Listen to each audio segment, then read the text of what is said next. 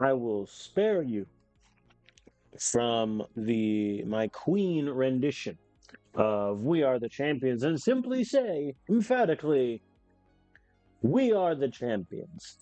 For those of you that have not watched the previous stream or VOD, I highly recommend it. Um, it was a lot of fun, those playoff games especially. I'm really happy with how the season went, obviously.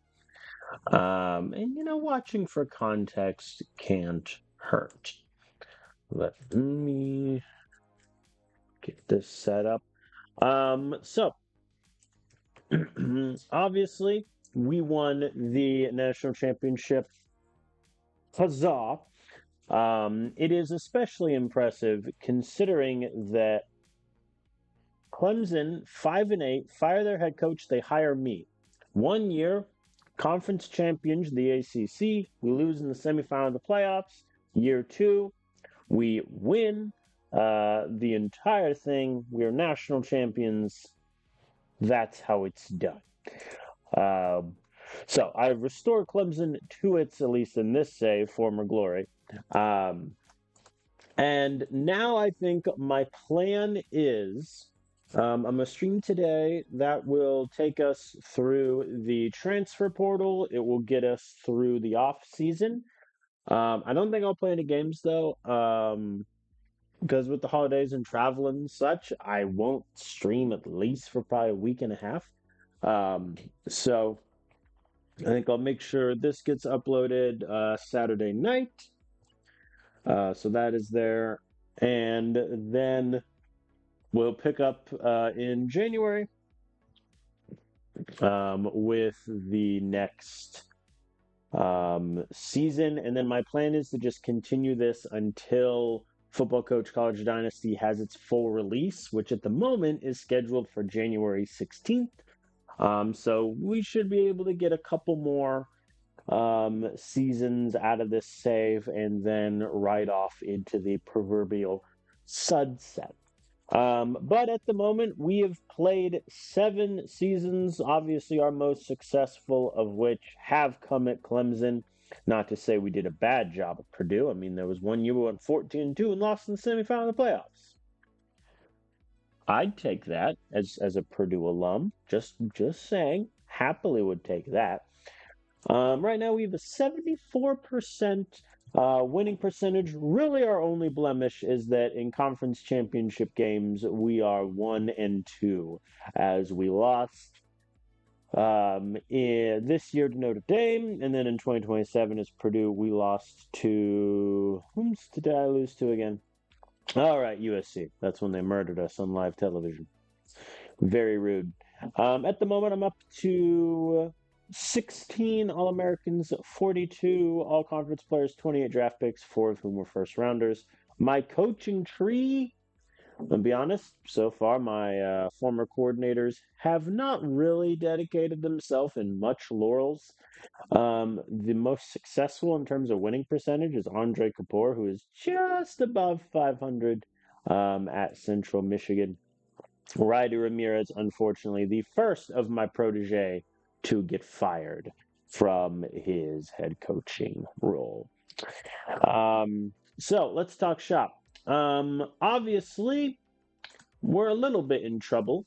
Next season, we lost a lot of seniors, almost all of whom were starters or, the best backups we had. So we have to replace a lot of them. At the moment, my quarterback play is rated as a 73. Pass blocking is a 79. Our zone coverage is poor, and we have what might be the worst kicker in our conference. So we kind of need to hit the reset button. I went through the first phase of the transfer portal off stream, as I always do, because I find it boring. I'm just going through 10 different filters, looking at different positions, finding guys, and you don't really know where you stand with players until you hit that first advance button. So I think the 4 main areas of need: wide receiver, because while I like the depth in our receiver core, Nasir Goodman, I think, is going to become really solid. We have Emmanuel Chio, who is going to play immediately as a true freshman. Tony Edmondson coming out.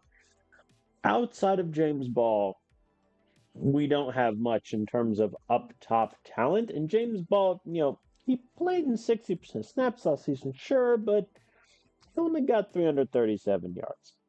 The second big area of need is simply our offensive line. I mean, this is not an offensive line ready to rock and roll.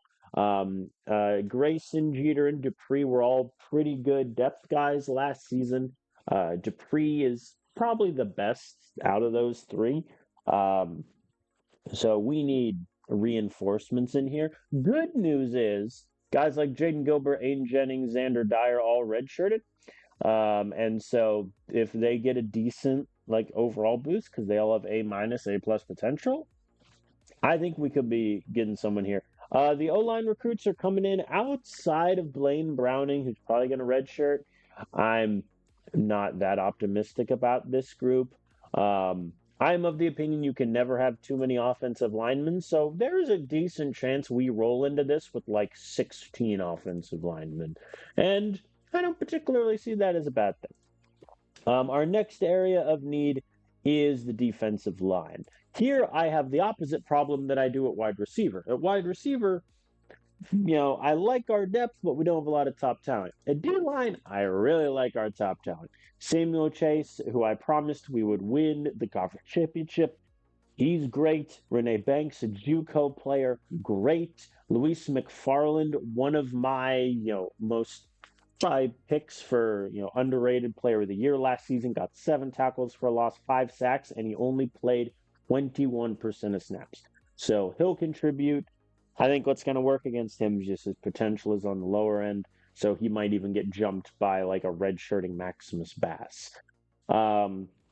We did get 5-star recruit J.R. Simmons, but he's nowhere near ready, let's be frank.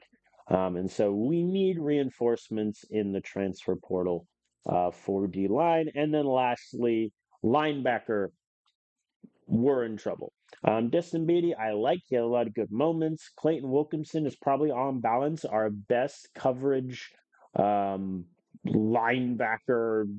He'd be up there with some of the corners. But outside of him, none of these guys got a lot of snaps. Giovanni Simpson's going to feature a lot. He redshirted. I hope his potential goes up and he gets, ideally a little bit of coverage boost. But he'll be really good. Outside of that, we're kind of in trouble.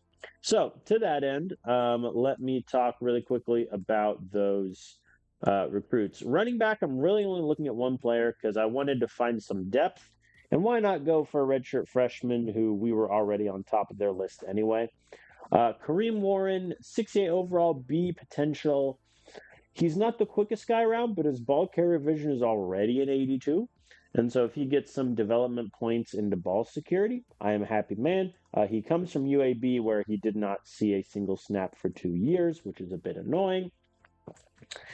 And then let's look at wide receiver, our first big position of need. Firstly, I forgot about him. Noel Omar was a high school recruit that did not commit during the season.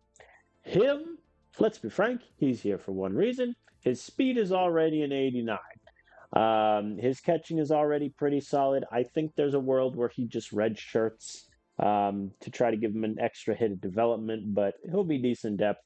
And then 2 transfers that I identified, and it looks like based on the points available, we'll get them both. Joaquin Gonzalez, he would probably be our wide receiver 1 or 2, depending on how him and James Ball develop.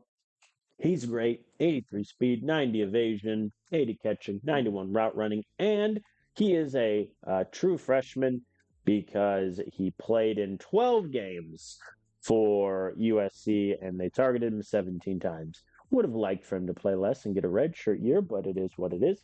And then Nathaniel Kane is a wide receiver that, he only has a 74 overall. I'd put him out there next year. You kidding me? He already has his redshirt year.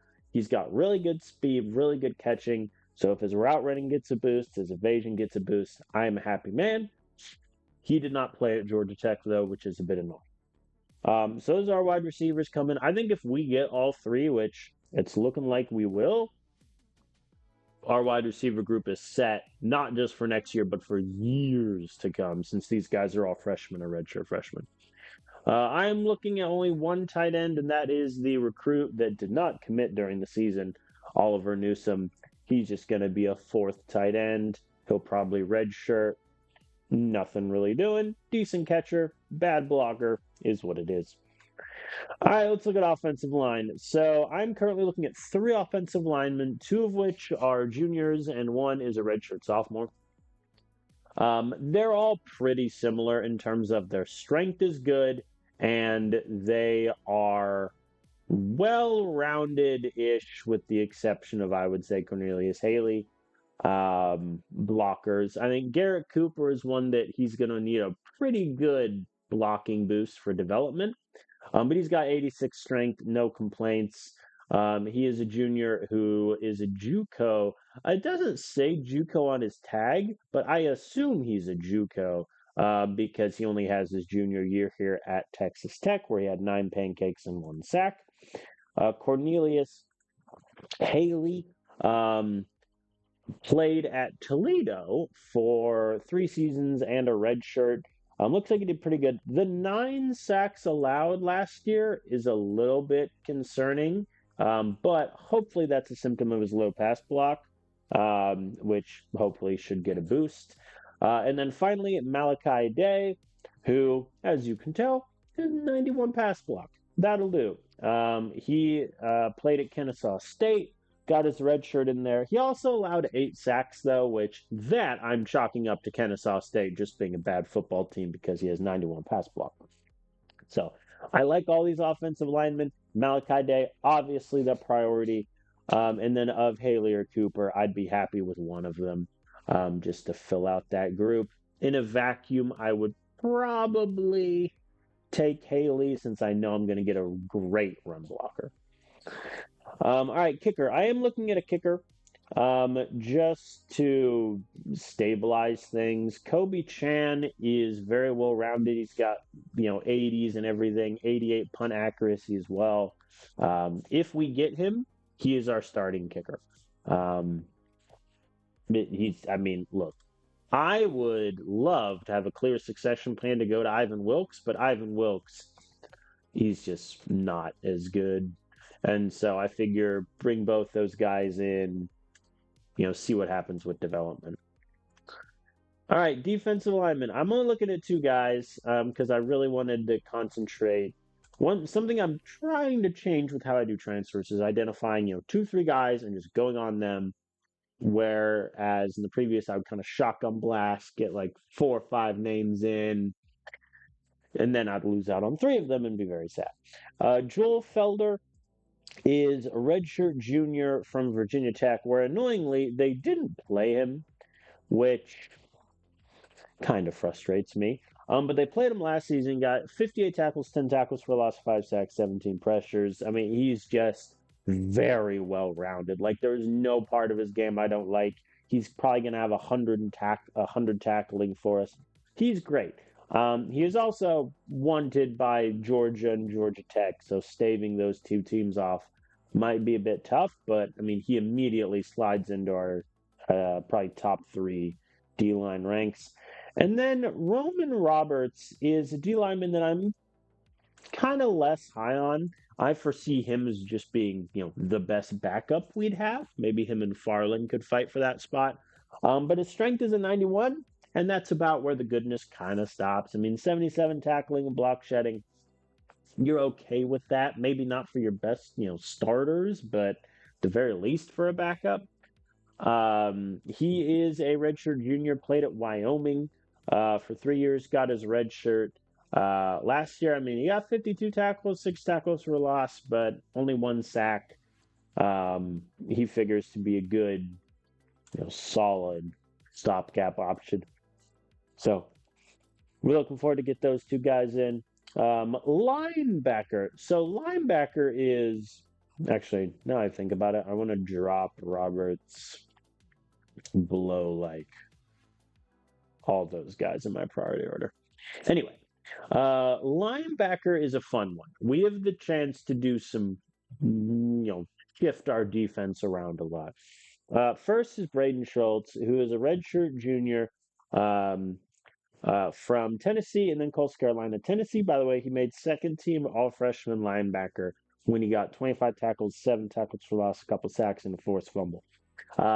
He strikes me as a linebacker that either I can keep him at linebacker and just accept the fact that he's not going to be great in coverage, or I can move him to D line and accept the fact that he's just not going to be very strong. So I view him as a guy I could put at either spot. Um, I mean, his pursuit is great. His tackling is good. He's very, very quick, 84 speed. And I think he's just big enough where if I move him to D line, he doesn't get the debuff to his stats. Alejandro Cole is one to be excited about. Alejandro Cole was at Georgia Tech for a couple years. Really, only played last year and got 60 tackles, 5 tackles for loss, couple sacks. He wasn't great in coverage, but that's fine. He is a guy that if I get, I will probably move to D line no matter what, just because his strength is an 89, and I can live, the worst block shedding if that's your strength. But again, that'll probably just be if he gets the weight debuff, I might be very annoyed. But that is what it is. I mean, I feel like the weight debuff shouldn't exist. Like there are defensive ends that weigh 255. It happens. It happens. And then Cash Price is probably the most well-rounded of the linebacker group. His speed's 87. He's got great tackling, great block shed, solid IQ. He played only 1 year at Nebraska and didn't put up that many stats, which just tells me that Nebraska had a good enough defense where they didn't need to play a mid to high 70 overall, linebacker. So we'll only get him from a year, but I mean, with these stats, we don't need much of a boost. I mean, I would like zone coverage to tick up a little bit, but that's it. I mean, probably Schultz and Cole, I'd be especially happy with getting. Cash Price would be a good cherry on top of there. All right, 2 more positions left. Corner is an interesting position for us. I'm just trying to fill out the group at corner. This is my current cornerback group, including some recruits who, going to be honest, aren't great. I like Hector Velasco. Cedric Barton got Freshman of the Year a couple seasons ago. Rafael Sisson has been promised a certain amount of snap percentages.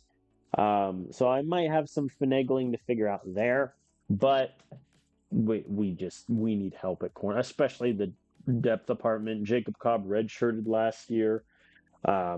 So if I could bring in 1 or 2 corners to help that group out, I think that's probably what I should do. Looking really quick, Nathan Horn, redshirt sophomore from Nebraska, where he played, never got any interceptions, and last year allowed 77% completions, which is a bit scary. My hope is that his zone coverage gets a little bit of a boost. I imagine that's where a lot of the coverage mistakes came from. But he has 96 speed, 92 man. If that tackling goes up, that zone coverage gets a little boost. I'm a happy man. Corner isn't a big need for us. It's one of those where it'd be nice to add, a nice corner, but it's not going to be one that's going to get a priority of pitches and such. And then the second one is true freshman Cade Sampson, who is purely a development corner. I mean, his man coverage is a 78. That's about the only thing nice about it. He redshirted at Colorado State and then decided, you know what, I'm done with this nonsense. So I figure he'd be a good guy just to develop, and hopefully in a year or two, he could be a good zone specialist because we don't have many zone specialists. So I figured that would help a bit. And then safety is another of the high school recruits, Mitchell May, that did not commit. He would just fill out our safety ranks pretty well, and depending on how his overall goes, he could even, not start, but probably be safety 4 next season. So that is my list. This is how I have the priorities shaked out. My O line, top priority, Felder, just because I like him a lot. Wide receivers, all the linebackers, and then essentially around this Nathaniel Can, Garrett Cooper group is where if I don't get these guys, it's not the end of the world. So I'm just kind of going to do my pitches by points ahead relative to that. I think, yeah, so Gonzalez kind of down. I'll get my best pitches. So Felder gets an ace pitch. Price, I'll just give an okay pitch. Well, yeah.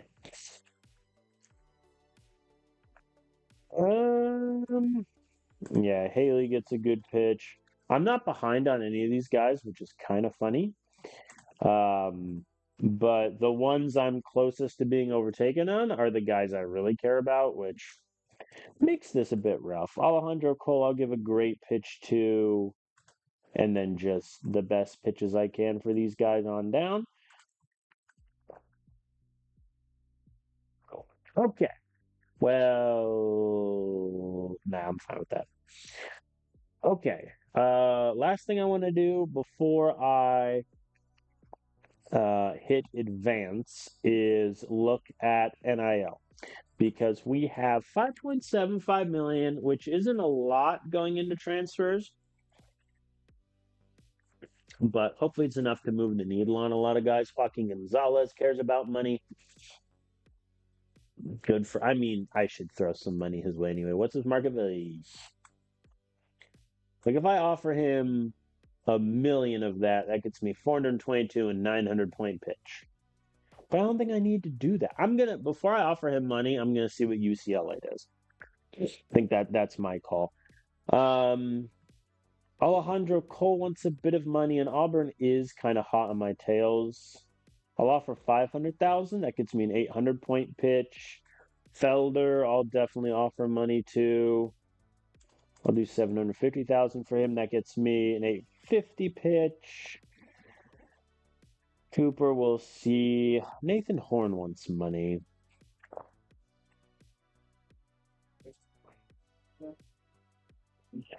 My problem with Horn, though, is of my positions of need, he's pretty low on it. Malachi Day Malachi Day, you're getting. I mean, if he wants a million, you can get a million, my friend. Mitchell May, I'm not going to bother paying. Nathaniel, I'm not going to bother paying. Okay, we're still in extremely. Haley, I mean, I only get him for a year, so I don't want to offer that much. I'll do 750,000 to see if I could keep Pitt away. Ohio State hasn't offered him yet. Oh, I didn't notice that. Oh boy. All right. I assume OSU is going to jump us on Haley then. That's frustrating. The kicker cares about money. There we go. How much money do I have left? 2.75. Okay, then in that case, I will offer, let's call it 500,000 to Horn. That gets me a 500 point pitch. Okay. Something also of note, I am not offering a quarterback. I understand there are quarterbacks out there that, were interested in coming to us. The big one, obviously, is Giovanni Scales. But my fear with Scales is I'm going to have a similar situation to what I had at Purdue, where I believe that would have been Randall, who had 3 years of development with me, and his accuracy never moved. And at one point, it got worse. And that's my fear with Scales. 71 accuracy is a pretty shaky. Whereas I understand that Harrison Sharp is not the best quarterback in the world. He has an 85 arm strength and an 80 accuracy already. And my offense, I don't need a QB that can run, really. I have a plethora of running backs that can do that. I don't need a mobile QB on top of that. So my argument is spend my NIL money and my transfer focus elsewhere. I'm going to give Harrison Sharp a year. He played spectacularly last season, 75% completion percentage, 10 touchdowns, only one pick, a QBR of 182. I think that deserves a decent look, and he's going to get it. Hence why I decided to go with him and invest in transfer stuff elsewhere. So, if that backfires, everyone we can all laugh together. So, let's advance the week and see where we stand. Also, for the record, we have 15 scholarship slots open, and there's 17 players I'm looking at. Speaking of which, how many am I still ahead on? 15 exactly. Whoa, UCF. They only did target player. Y'all, I hate it here. All right, so Horn and Braden Schultz are the only ones I'm behind on, which is a bit annoying because I like Schultz, but it looks like South Carolina decided to invest all the money in the free world. Okay. Oh, boy. All right, so did Ohio State? They did. Ohio State offered Haley. They got 1,000 points. I hate it here. Okay. All right. Easiest way for me to do this, I'm just going to look at it by position. I think we're going to be short of our 15, and I'm okay with that. All right. So of the wide receiver and running back group, Omar, I don't need to do anything. Hayne, I don't think I need to do anything. Gonzalez, UCLA just offered him a scholarship. I think I am going to offer him. If I offer him $1 million, that gets me 422 plus an ace pitch. That gets me 900. I think that guarantees I get Gonzalez. Kareem Warren, I'll do just a simple great pitch. That should be enough to stave off Arkansas State. Okay, so that's wide receiver, running back, sorted. Tight end, I don't need to do anything with Oliver Newsome. Tulane is 3,000 points behind. They paid him how much? Okay, this is another thing I would like to see. Maybe the AI do is if they've invested NIL money into a player and they're like, let's call it 2,000 plus points behind, they should withdraw their offer. Their head coaches should just take the integrity point so that they can reinvest the money elsewhere. Because last year I did that with a high school safety recruit that had not committed yet. It got to the transfer pool, and I was like, no, I'll just rescind my offer and my NIL money, take the integrity hit, but I can reinvest that money elsewhere because now Tulane, North Carolina, and South Carolina are all going to have just, over $1 million in NIL money that just rolls over instead of using it. Anyway, that's my serenade dunzo. Okay, offensive line. I think regardless, I'm going to give ace pitches or the best pitch I can to all three of them. And now let's figure out money. So Cooper is maximum, Day is extremely, and Haley is extremely. I think Day is the priority, so I'm going to up his money. That gets me 782 points. So Auburn, we need to put up 1,000. I think I'm okay with that. Garrett Cooper. See, Cooper's kind of the one that, I would rather Haley, but I feel like I'm going to get jumped with Haley. Because there's 95 interest in OSU is such a big number. If I up this to, if I use all the rest of my money, that only gets me 900 pitch, which means Ohio State has to put up another 1,000 and they get him. But I think that's too much money. I will increase it.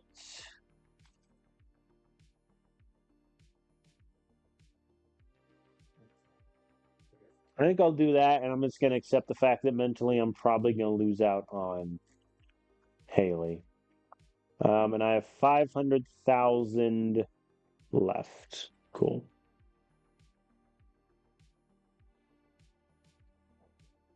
Oh boy, I feel like this is not going to go great. Anyone get close? I mean, I'll just do a head coach great pitch for Toby, just in case. Okay, D line, Georgia, I hate you. They offered 1.5 million. Well, fair enough. I'm gonna put at the moment the rest of my NIL money and the best pitch I can into Felder. That gets me 716. We'll see how that goes. Ramon Roberts is gonna get an offensive ace pitch. That means Colorado would have to put another 900-point pitch up there, which I think I'm confident in saying they won't, but you never know. Linebacker, oh, I'm gonna get jumped.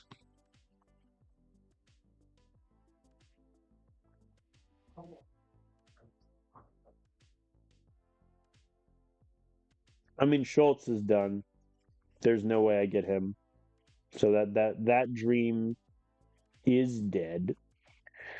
Um, and since I have no NIL money left at the moment, the best I can do is that, which means actually I don't even need to offer Cole because Auburn's still 1,200 behind. Okay, never mind. You don't get anything. You just get target player.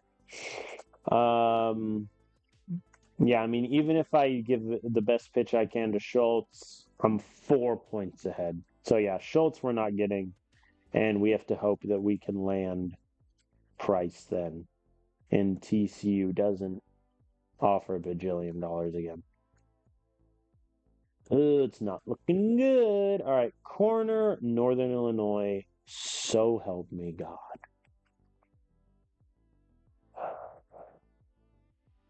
Yeah, I'm not going to get Horn either then, which is kind of a shame. I mean, Horn coming in would help us, but it would also kind of hurt us in terms of Sisson wouldn't play. Is it Sisson? Which corner was complaining about playing time? Yeah, it is Sisson. But still. Yeah, I think we're gonna run into an issue where of my 17, I only end up with like 12.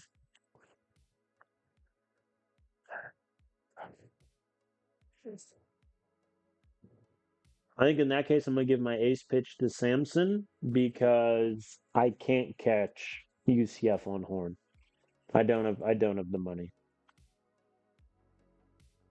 And even if I did, I mean, I'm 150 behind or ahead before the money.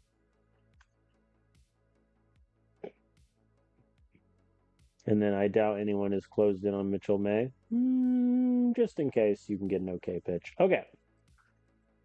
So, just really quick, do I want to change the money on any of the guys I just offered? I mean, I could get 1 million back if I don't offer Gonzalez. If I don't offer him the money. Because you say I just offered a scholarship yet. They haven't offered him money yet.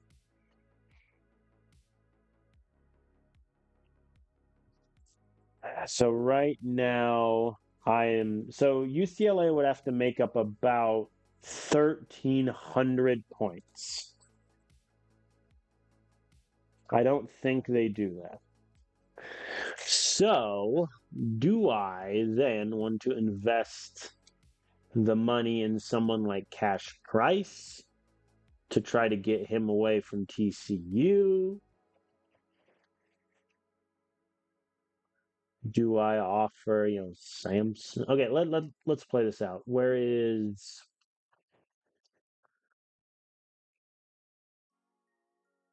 Horn? Okay. So if I give Horn the best pitch I can and the rest of my money, that gets me 900 points, which brings me to about 750 ahead on UCF.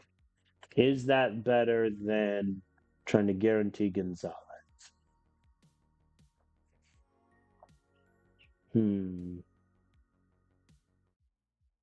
What if I kind of split the difference?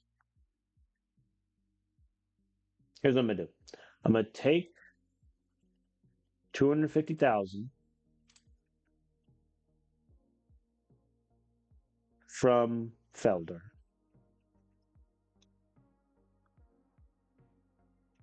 Give that to Gonzalez just to give us a little extra boost. I think the worst case scenario here now is this isn't enough to get Horn. I lose out on Gonzalez now, and Felder, and Georgia snipes me on Felder. I think that's pretty much the worst case scenario. And is that worth it for Horn? I don't think so. Because Horn is good, but he's going to be probably third on my depth chart.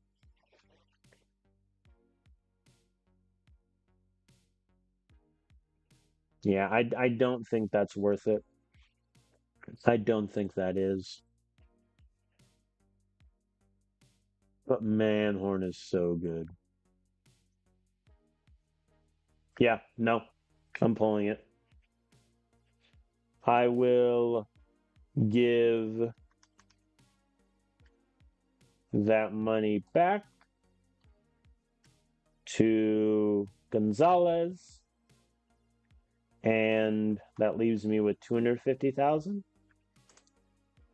I'll give the rest back to Felder. I think that is better. I would rather increase my chances of getting Felder and Gonzalez by sacrificing Horn than increase my chance to get Horn but risking Felder and Gonzalez. That's my argument. Okay.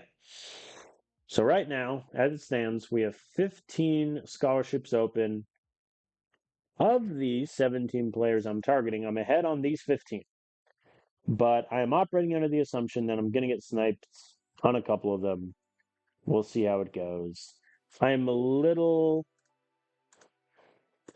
I really don't want to get beaten out on got beaten by Alejandro Cole, but I don't think Auburn has the juice. I think we'll be okay. All right. All of our NAL money has been spent. I'm pretty happy with where we're at. Let us advance and go to signing day.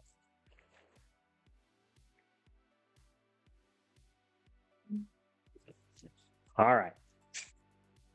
Here we go. First things first, let's do a couple of linemen. Malachi Day. Can we get the redshirt sophomore signature? Yes, we do. Auburn only went target player. Okay, so that's 500,000. We didn't need to spend, but that's okay. So we get the redshirt sophomore lineman. Great pass blocker. Hopefully his strength gets a little bit of a boost. I'm happy with that. Next, Cornelius Halley. Did OSU beat us on the final day? They did. They did. They offered him 1.2 million, gave him an ace pitch. We also did ace, but I mean, 360, that's your difference in terms of the interest. All right, so we don't get Haley, which means now we're essentially guaranteed to have a walk-on or two. Or three. Joel Felder. We moved some money around to increase our chances to get him, and he does come here. One good thing we did. Georgia Tech put 1.5 million on his kitchen table and gave him a great pitch. But we get him. Yeah. I am very glad I moved that money back, I think. So we get Felder. He's immediately going to boost our defensive line room. We only get him for a year, which kind of sucks, but very productive at Virginia Tech. Hopefully we'll carry that over. Joaquin Gonzalez.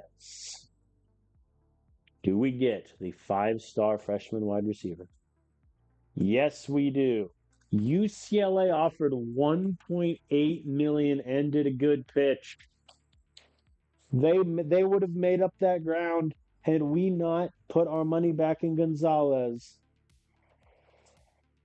They would have made up the ground because they got 1,100 points. So if I don't give him that money, he goes to UCLA.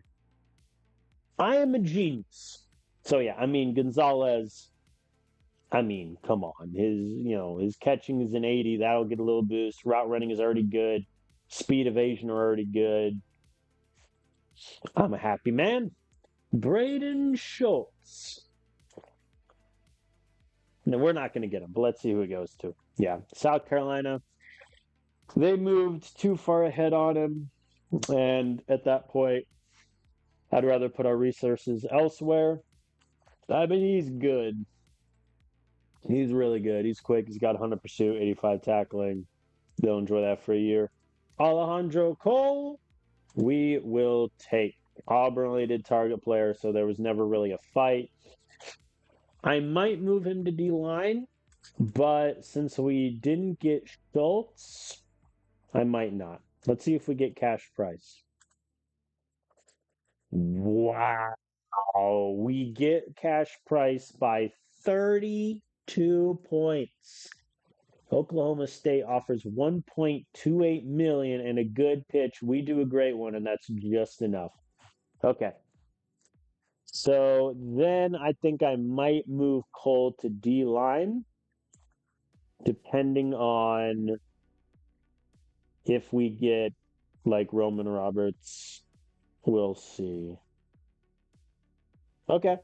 So far we missed out on Haley, which we kind of assumed was going to happen with OSU, and we did end up missing out on Schultz. Other than that, everything's going well.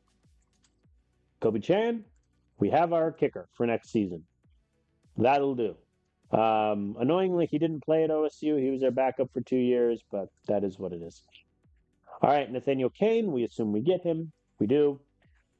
He's just going to be a good depth wide receiver. Ideally, I redshirt. Oh, no, he can't redshirt. He already redshirted. Dang it, Georgia Tech, what?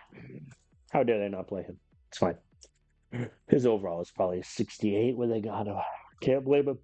All right, last of our O lineman targets, Garrett Cooper does stay with us. Memphis, Arkansas State, and Louisiana Tech all took their foot off the gas. That's a really good get.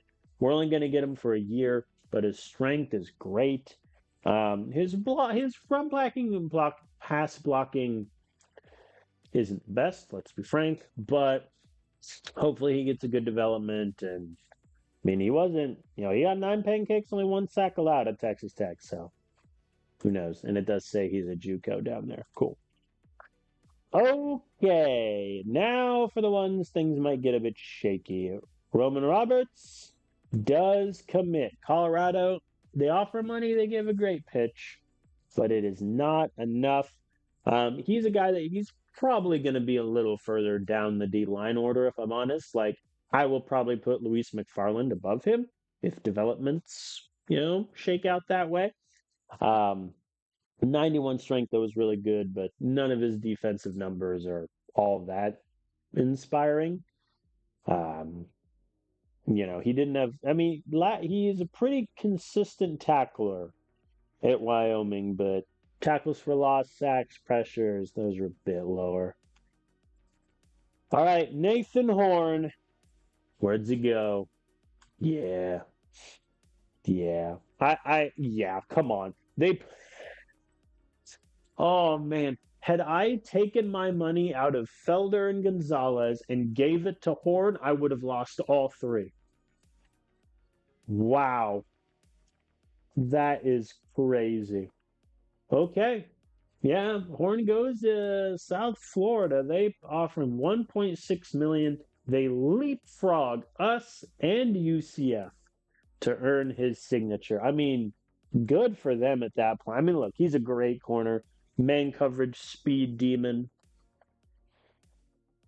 But for us, not our top priority. And for South Florida, he was their top priority. So good for them. Mitchell May comes to us. Looks like Tennessee kind of made a final push, but it was never really close. He's good safety depth. I don't know if I'll redshirt him. I'll see what the group looks like and go from there. Kareem Warren, we assume we get the depth running back. We do. Listen, He's fine. He's just there for depth and to be like our probably fourth running back. Not too shabby. Ball security of 71 is a bit low. I would have hoped to see that go a bit up in the 2 years of development he had at UAB, but I guess not. All right, Cade Simpson, the depth corner. We do get his signature. Northern Illinois offers money, but they only do a good pitch. Looks like they probably offered him the last money they had and they didn't get him. So we get Sampson, who he's here for his zone coverage, 78. He redshirted at Colorado State, so he'll have some time to get his other numbers up.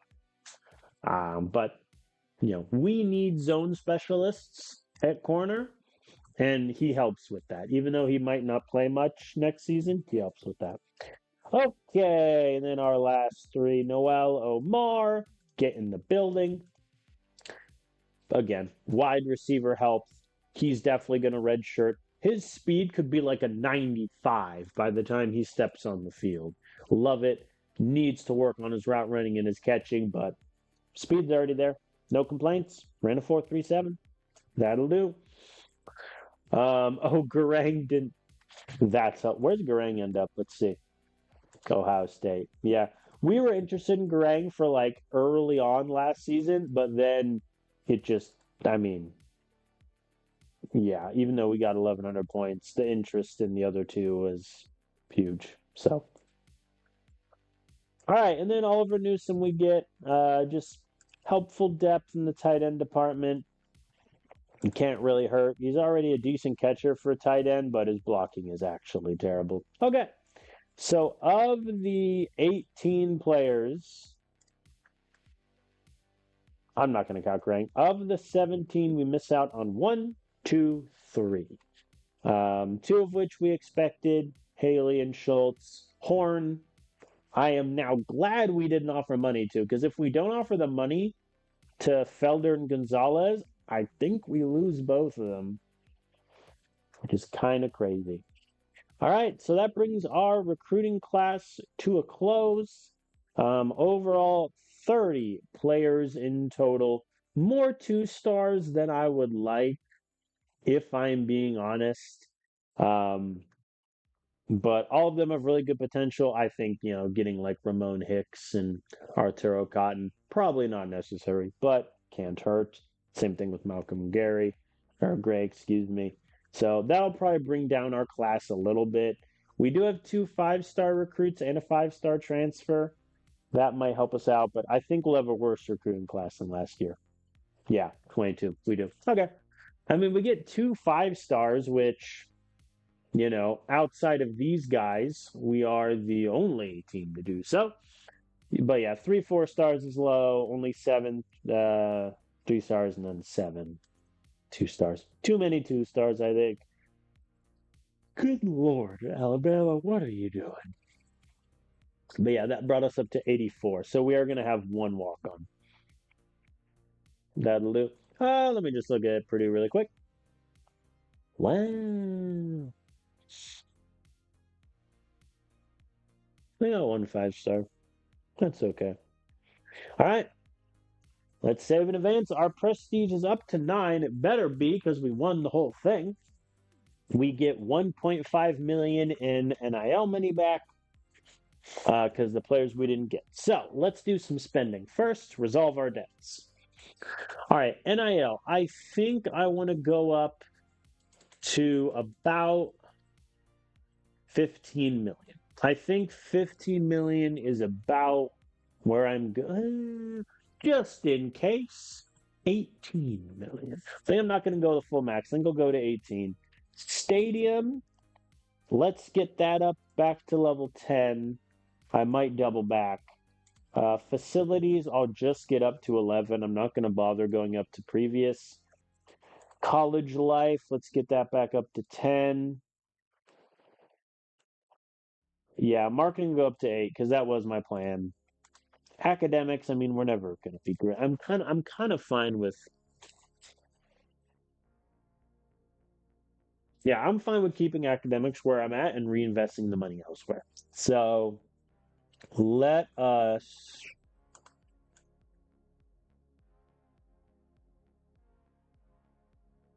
Yeah, let's get to max facilities. Let's really prioritize that. Um, I like the increased, development boost. I think that's good. Um, camp and official visits. NAL deals to retain players are given a 24% discount. I think let's get our marketing.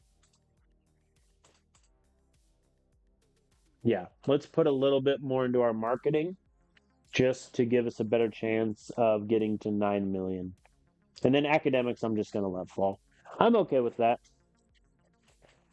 So, yeah. So, facilities stay at 10, or excuse me, stadium stays at 10. Facilities goes to 12, college life stays at 10, marketing goes up to an 8, and we take the hit on academics. But we have increased NIL money, um, which I would say is a net positive, regardless of everything else. But I think something I need to be smarter in is with recruits to not offer money until they're close to committing. Because there's been a couple recruits over the past couple years that I've just offered like $1 million to, and we were ahead of them by 1,000 anyway. Like Renee Banks is an example. So, earnings breakdown. So we got every single donor goal except Oscar Boyles to hold these guys to 150 passing yards. Remember, we held Pitt to 158 passing yards, so we were close on that. But really happy to get all the goals. Um, I am so glad we beat NC State, though. I was kind of worried about that if we lose to them, that's almost 10 million that we don't get. So really happy we get that, and we get 14 million for being the national champion. That'll do. That will do nicely, I think.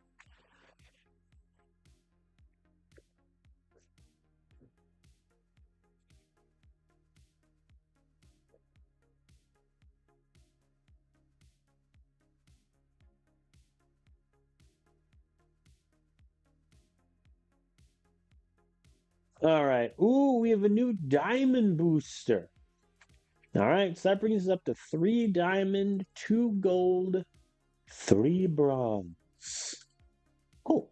I kind of wish we could get rid of one of the bronze ones at that point, but it's fine.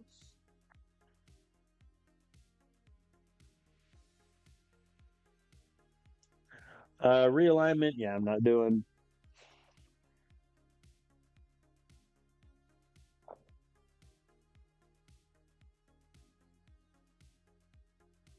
I should just reset everything. That'd be kind of fun. Okay. Schedule configuration. First of all, the first one is going to be away. I'm going to make week five's home. And yeah, that needs to be.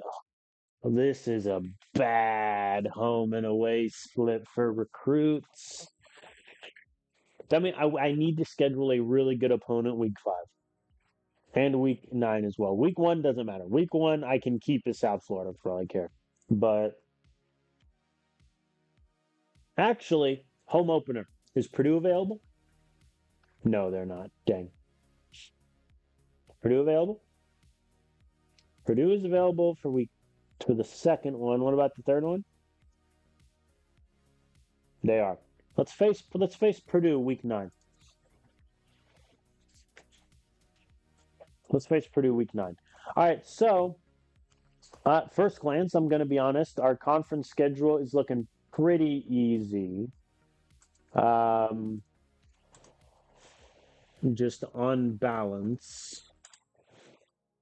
I think Louisville will be tough. Miami is, obviously without question our toughest opponent we'll face probably the whole year. They're 11 and 2. They're ranked eighth. Yeah, I think Purdue. Let's have Purdue week nine face our old team. Um, the second week I need to schedule the strongest opponent I can. Oh, Wisconsin. Us against what? OSU. Do I bring OSU to town? Florida could also be good. Bama, do I do it? What was Florida's record last year? 9-4. I kind of want to face Bama. That might be okay. Bama might be a bit ambitious, especially given our quarterback situation. Huh? Georgia have a rematch in the playoffs. Michigan, that's our speed. Let's do Michigan. We're gonna face two Big Ten schools at home this year. Let's do it. Week one, I don't really care about. Um, I mean, honestly, having this be a tune-up game isn't the worst thing in the world. I might just keep it South Florida, to be honest.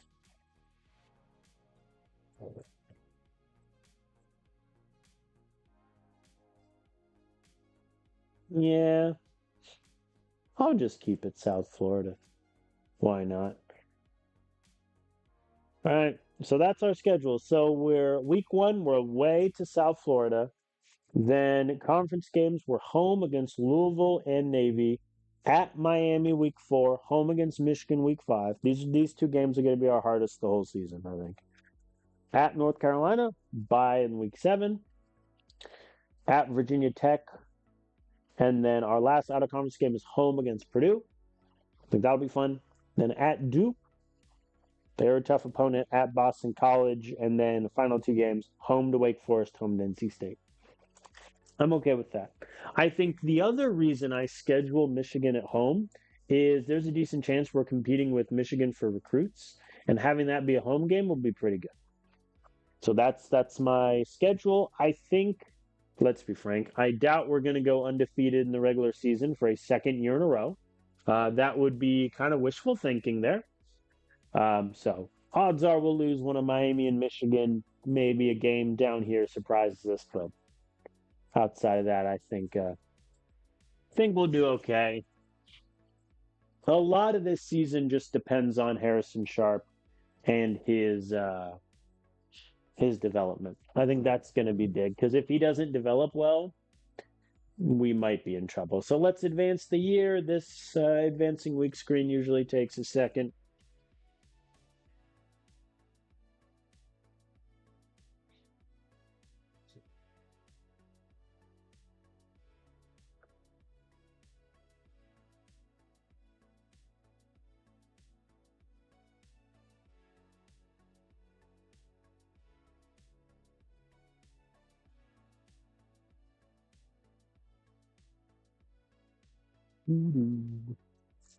Advancing week, please wait.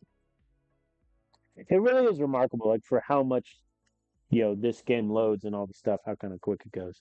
All right, so positional changes. I think there's only really one or two that I might move, guys. Outside of that, everyone's just kind of gonna, stay where they're at, really. But let's take so QBs obviously aren't moving, running backs aren't moving, blah blah blah blah blah blah blah blah. D line. So this is my current D line list. I don't hate it. I mean, look, I got four seniors in my top four. So I don't really. What's Pierce as a linebacker? 72 also, I guess. So I'm just thinking about getting some of these lower end guys some playing time because this is our top five. Order TBD. Because Luis McFarland, I mean, he played great last year and I need to reward that. Maximus Bass, I think will be good as our, best backup D line we got. These guys, yeah, Pierce is kind of the odd man out. I'm going to move Pierce to linebacker. I mean, he's buried either way.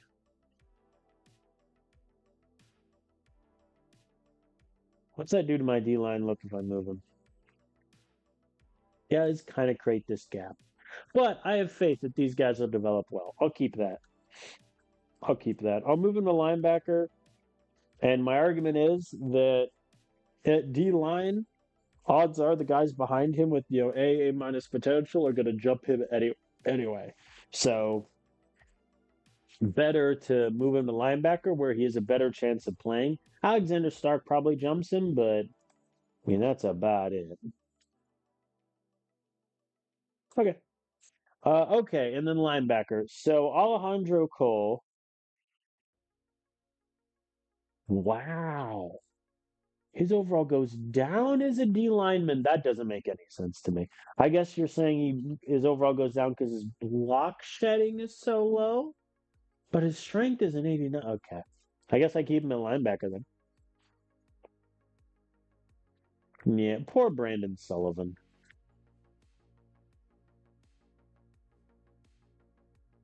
I feel sorry for him. He just hasn't played that much. I mean, I played him more than the predecessors, so he should be thanking me. Okay, yeah, I guess I keep Alejandro Cole at linebacker then. The fact that four of my top five linebackers are all seniors is a bit rough. Shout outs to Dustin Beatty. But yeah, I think this will be my. I think my linebacker order is Price through Beatty, order TBD, and then if Simpson can jump Brandon Sullivan, then I think we're even better. Napier could probably get some reps, but I mean this depth ain't great. This depth ain't great. But I think we're okay. Corner. Yeah, I mean corner. The only corner we got was Cade Sampson in the transfer. So our corner group could be bad. Like Jacob Cobb needs to have good development.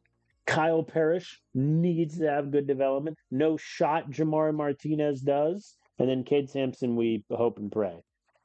That we like Sisson will probably be low 80s. Cobb, hopefully I can get him to 80. Then I'm happier about it.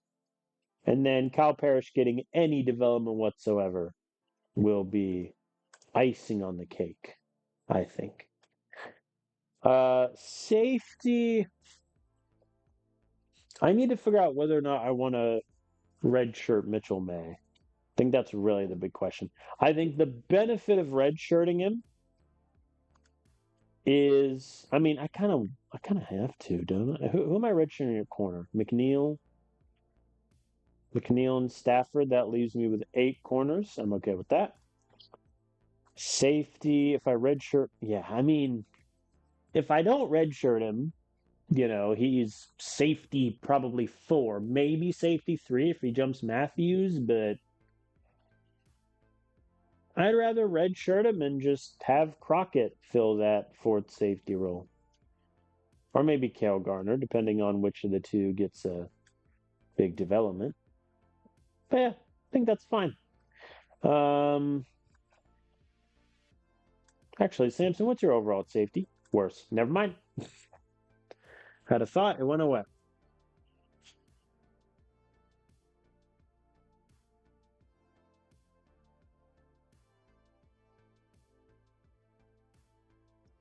And now we hold our breath and hope.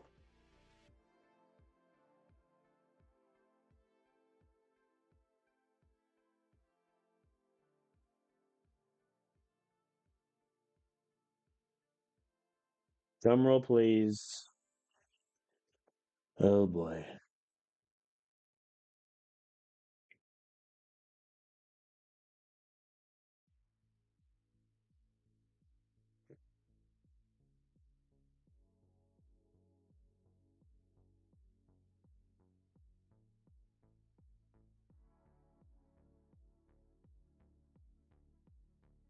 Uh-oh. Frames seem to be dropping, which is always a good sign.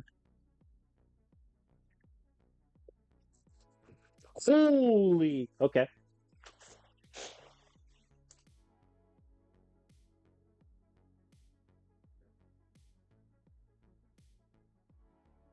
I mean, I mean,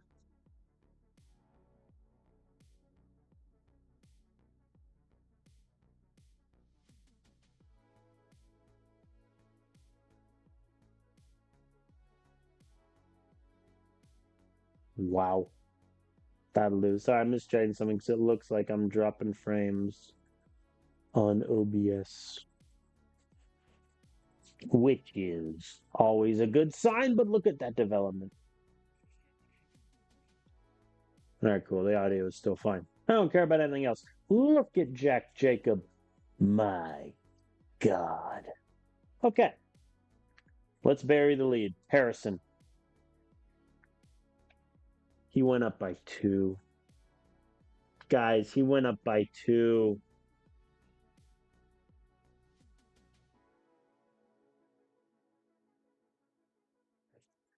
Oh boy. Oh no. Oh no. I mean, his arm strength didn't move, which I don't care about. His accuracy going up by 3 is actually pretty clutch. His IQ going up by only by 1 is a bit shaky. Yeah, that's. Oh no. Oh no. It only went up by 2? Okay. Early returns on me targeting Sharp over Giovanni Scales are not looking too good. They're not looking great, I must say. But okay, big shout outs to Mario Howard, the recruit I just got, who his accuracy went up by 6, his IQ went up by 7, and he went up to A potential. We might have found our QB of the future right there. Should I play him over Sharp? No. Okay. Kevin McGee looks like his arm strength went up a ton, which is good for a dual threat quarterback. His speed going up by 0 is a bit annoying. McQueen. Ooh, 9 accuracy boost for McQueen. Okay. Yeah. McQueen might be my backup over Kevin McGee, if I'm being honest. Well, no. Well, I'll think about it. I will weigh the pros and cons completely. And then the other recruit, Colton Monroe, I mean, he got okay development here and there. But I mean, I'm very impressed with Mario Howard in his gains. Harrison Sharp only going up by 2 hurts me emotionally, but it's fine. Running back. Oh, ooh, Tatum went up by 4. Good for you, buddy. Clearly, it was because of his immense playing time. No. Okay. I mean, Scales and Boykin, I don't really care about their developments. Boykin, it would have been nice to see a little bit more boost, but his catching went up a ton, ball care vision went up a ton. That's cool. Carlton Huron, in his red shirt year, got a boost to 2. Oh, his ball security is a 92. Oh, we're cooking with grease. Cool. So that's my running back room all the way down. Kareem Warren went up by 5. That's pretty good. His ball security didn't move. That's a bit terrifying. So I think Tatum is going to be our 4th. But Patton has 87 ball. I think despite the fact that I just transferred in Kareem Warren, he's going to be 6th on my running back depth chart.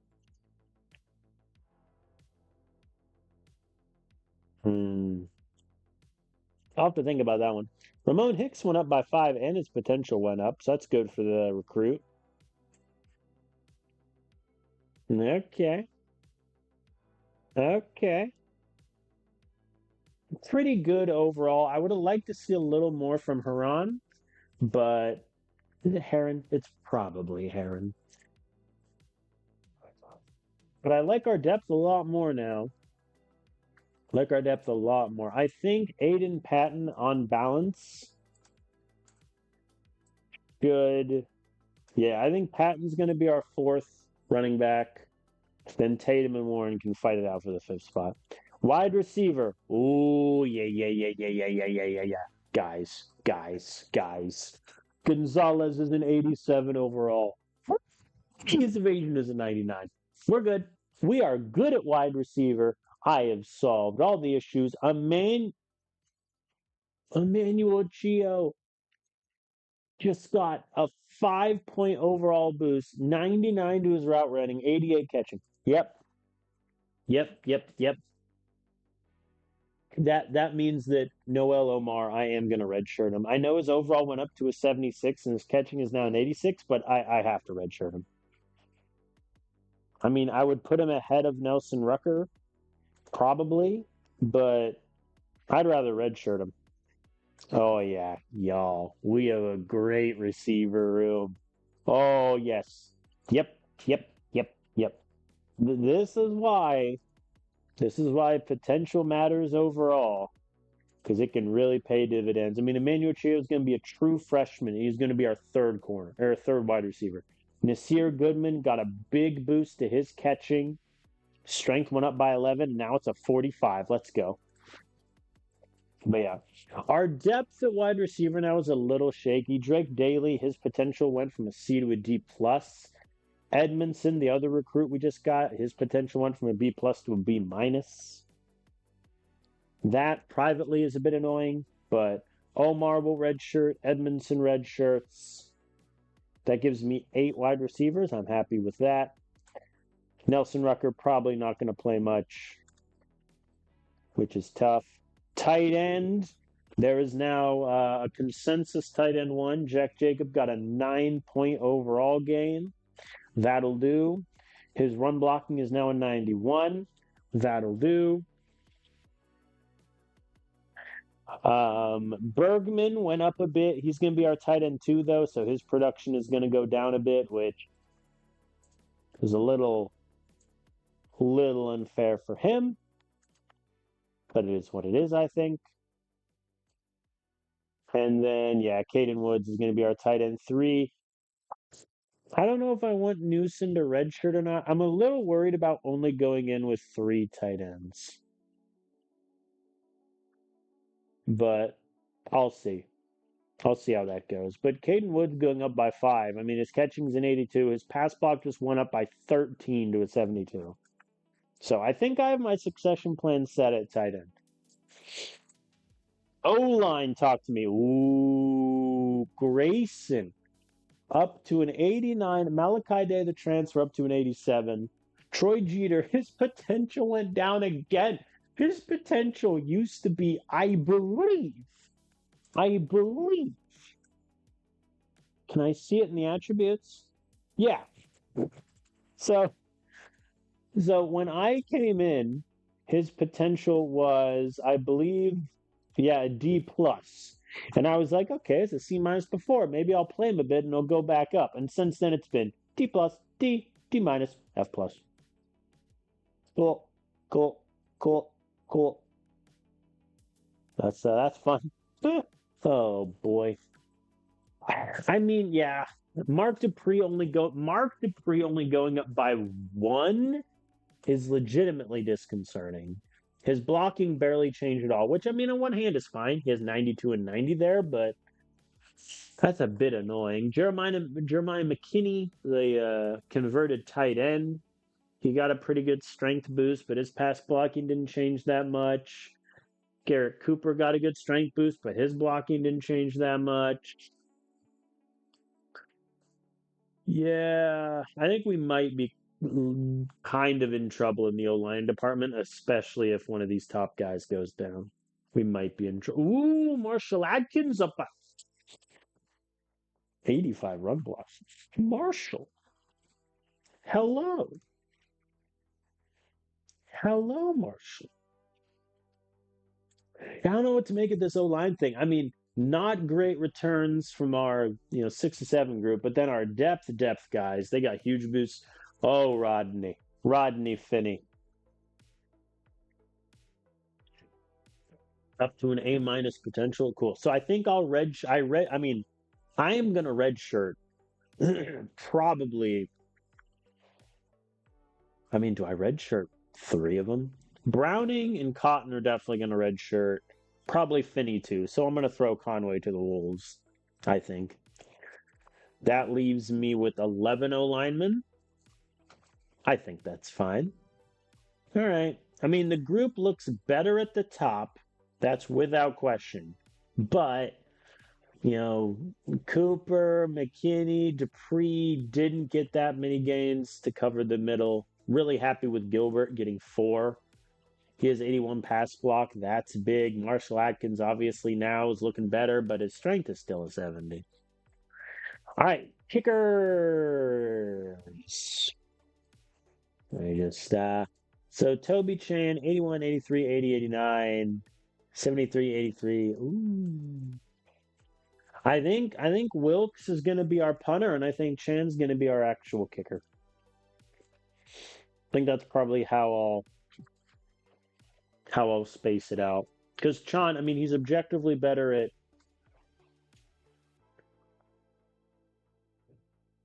Well, I'm sorry. I was looking at kick accuracy and punt accuracy and thinking that was punting, and looking at kick power and punt power and thinking that was kicking. My mistake. Um, yeah. I mean, never mind. Chan is better at both. I'm losing 1 point to punt accuracy with Chan. All right. Sorry, Wilkes. Deal. I have the greatest D line. Samuel Trace goes up by 7, as does transfers Joe Felder and Roman Roberts. Renee Banks goes up by 6. Luis McFarland, coming off a dominant season, goes up by 8. We're okay now. D line woes are solved. Maximus Bass goes up by 4, which is good. Rainey goes up by 5. He'll be great depth to have. Ooh, Jair Simmons, the 5-star D lineman. He's gonna red shirt. Yeah, yeah, yeah, yeah. We're in business. We're set. We're good. I don't care that I'm only getting a year out of the top 4 guys. What an amazing year it'll be. What an amazing. I mean, I'm gonna play 6 D linemen from Chase down to Bass. I'm gonna have great depth with Rainey and Barton there. Simmons red shirts. We're cooked. We're good. We're settled. Loving life. Sweet. Linebacker, don't disappoint me. It does not disappoint. Cash Price coming in 85. Cole up to an 85. Wilkinson 84. Beatty 83. Sullivan gets a little boost. Pierce a plus 7 tackling, 11 block shed, and 10 pursuit. That'll do. That'll do. Tristan Napier up by 5. Thank you. Stark, I mean, his potential goes down by quite a bit, but he got plus 7 to his overall, plus 12 to block shed, plus 13 strength. I'm happy with that. Oh, Giovanni Simpson, not great, only up to a 77. Do I play 9 linebackers? No, that's too many. Well, good news is I'm gonna have I have a good problem to have where I have a lot of gray linebackers. I mean, I imagine. Yeah, I think I'm gonna redshirt. I mean, I think I can redshirt everyone from Troy on down, really. Well, I probably won't bother redshirting Robinson. His potential just took a big hit. But I'll definitely redshirt Troy, Bowers, and Fish. That'll give me 11 linebackers. Cool. We're set. Sweet. No complaints. Corner. Yeah, we're good. Velasco up to an 88, Barton up to an 84, Sasson up to an 85. 101, 82, 90, 89, 91 speed, Sasson 95. Okay, these two might fight it out for corner 2. Jacob Cobb gets a 4-point boost out of his red shirt. His man is up to a 95. Speed up to a 92. We're good. Kyle Parrish, I mean, he went up by 3. His speed went up to a 90. I'll take that. Man coverage up to an 85, but his zone barely moved. His tackling didn't move. That's a bit, yeah, our depth is shot. If any of these top 4 go down, we're in trouble. Jamar Martinez, again, didn't expect much, but plus 5 man coverage, plus 5 pursuit. His speed went down. That's kind of funny. Funny in a sad way. Transfer Cade Simpson got a lot to tackling. Holy guacamole, up to 78. I imagine he would have been a better safety now than corner, but it's fine. And then McNeil and Stafford can both. Ooh, McNeil. His overall wing went up by one. I don't care much about that. He got a 5-point zone boost, but his potential went up from a C plus to a B. Okay. Okay. Yeah, so these two red shirt, that gives me 8 corners, probably 5 of which will play. Does that mean I'm playing Jamari Martinez for like the first time in a couple years? Maybe. Safety, talk to me. Ooh. Okay. Yep. That means I am definitely redshirting Mitchell May. The fact that I'm going to redshirt a 77 overall with A plus potential is a bit shaky, but Crockett went up by 5. His IQ went up to an 83. That'll do. Antonio Matthews only going up by 1 is low key kind of a problem. I mean, his tackling's already an 82 and his zone is a 99. So I guess I'll take that. But Fowler's going to graduate. I think we'll be okay. I think I'll be okay with these 4. Mitchell May red shirts. Garner is our fifth safety. Fowler graduates, then Mitchell May could be like our number 2 corner next year. Cool. I mean, overall, outside of the most important position on the team, pretty good games all around. But Harrison Sharp only going up by 2, that's a bit shaky. Because what that also tells me is his big boom of ratings is going to be like next season, which is a bit terrifying. But great gains from everyone. Who had the highest gain? Jack Jacob, Marshall Atkins with 9, Luis McFarland with 8, a bunch of guys with 7, all the way down. And then these 4, Chan, Matthews, Dupree. Oh, Dupree only went up by 1. I thought that was higher. All right. Overall, I mean, that's about the best gain period I have had. The only real downside being the QB. Okay, game plan, I'm keeping everything the same because why fix, don't fix what ain't broken, as they say. I have to reset this. For now, I'm just going to put everything to auto and then figure it out later.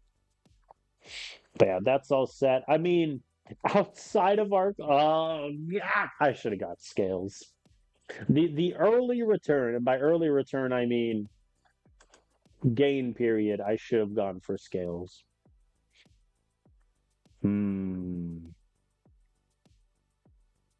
Oh boy. Oh boy. Speaking of which,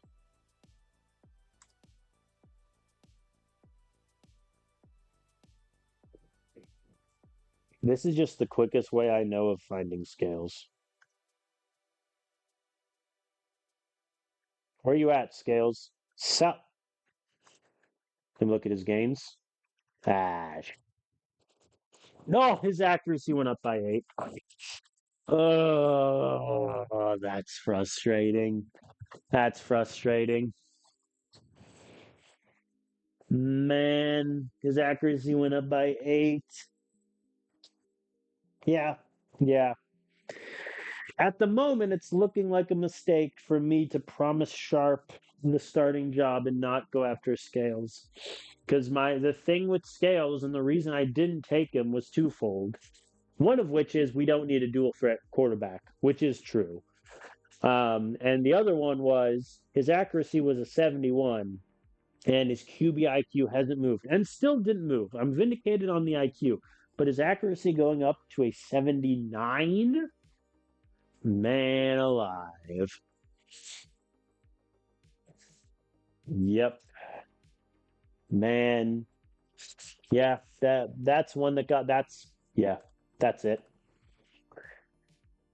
Oh, I assume he starts for them. Yep. Dang it. Yeah, that's a misplay. That's a misplay. I should have gotten scales and just accepted the 10-point integrity hit for Harrison Sharp.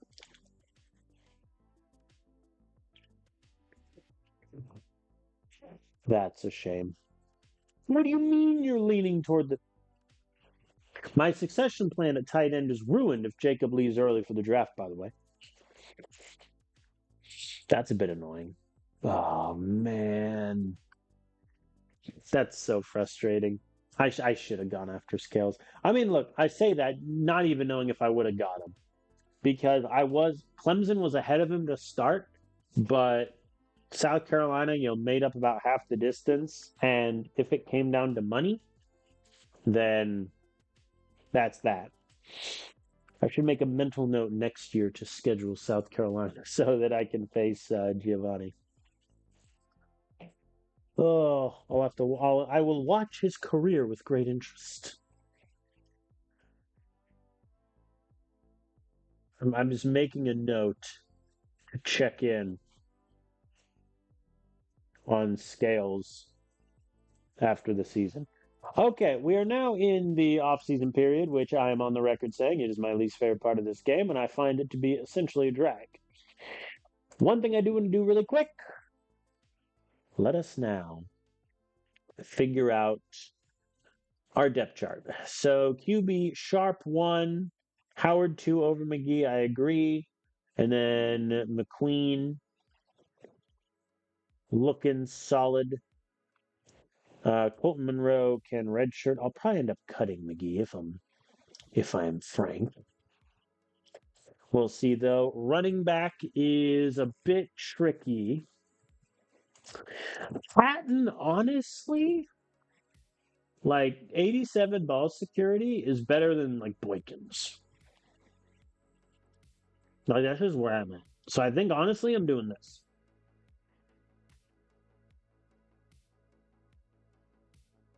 I think that's my argument. I'm doing that. Little unfair on Tatum. A little unfair, but I think that's what I'm doing. Wide receiver. Okay.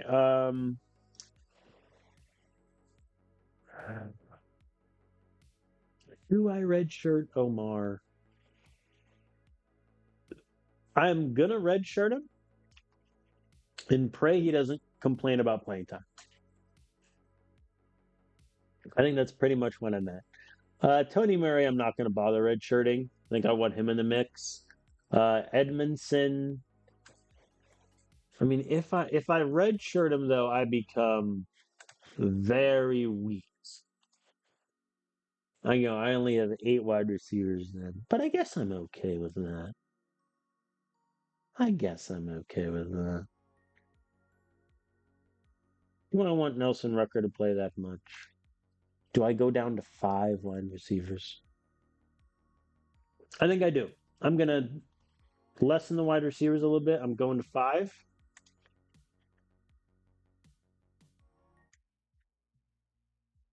Yeah, I like that better.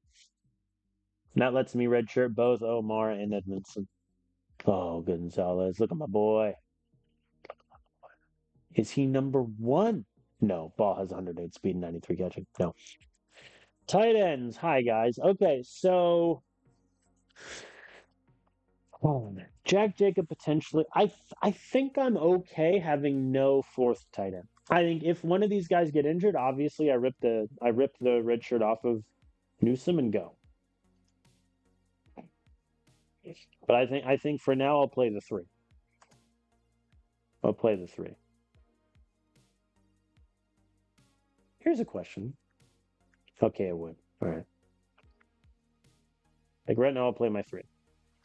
Offensive line. So this could get a bit tricky. Right now I have 8 guys, Grayson through Dupree. I think I'm a little, Cooper, he has 94 strength, which is the best of the bunch, but his pass block is a 71, which kind of worries me. Whereas, Dupree, like, yes. Like, you should be ahead of Troy Jeter. Is he still getting that nerf?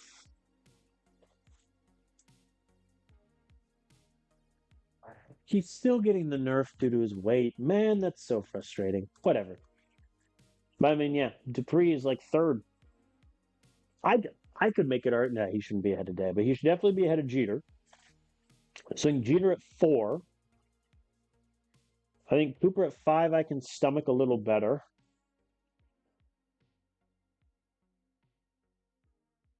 Yeah. Blaine Browning, I'm going to try to redshirt. Same with Cotton. Then these two I don't really care about redshirting, but I will track. Actually, no. Let's just redshirt all 4. Screw it. You get a red shirt. You get a red shirt. I think I want to keep 8. I have found that to be a pretty good number. I'm just debating the order of Cooper through. I mean, Gilbert's definitely last. His strength is too low for me to give him that much playing time.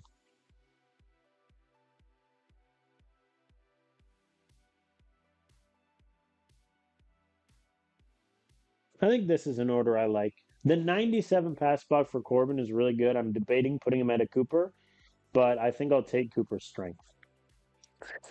D line. Hello, friends. Yeah, Banks ahead of Felder still, I think. Well, I mean, the 101 tackling. 101 tackling is nice. I'll take that over losing a little bit of strength and a little bit of block shed. So like Chase, Felder, Banks, Roberts, McFarland over Roberts. 93 tackling. 77 tackling for Roman is a bit low. I'll have to see how that plays out. And then I redshirt Simmons. Bass against Rainey.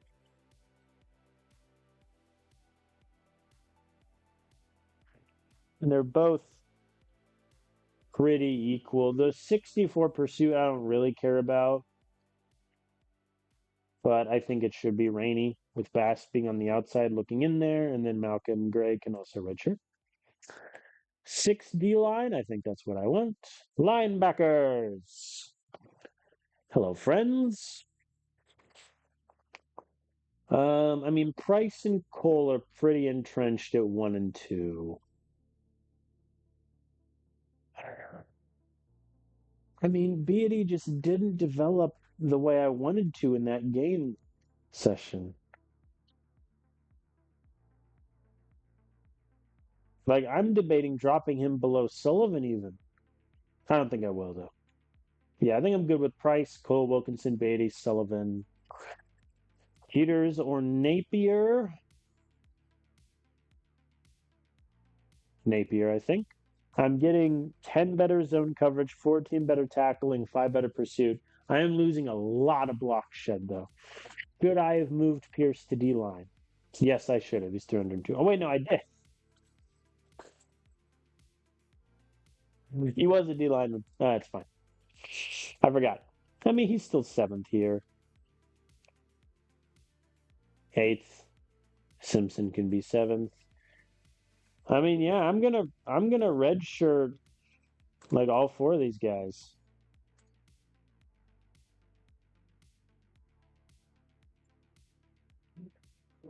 Because yeah, that gives me 6 linebackers, 4 depth.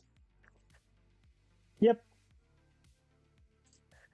Corner, I'm staying at 5, and I think that's just objectively the right call.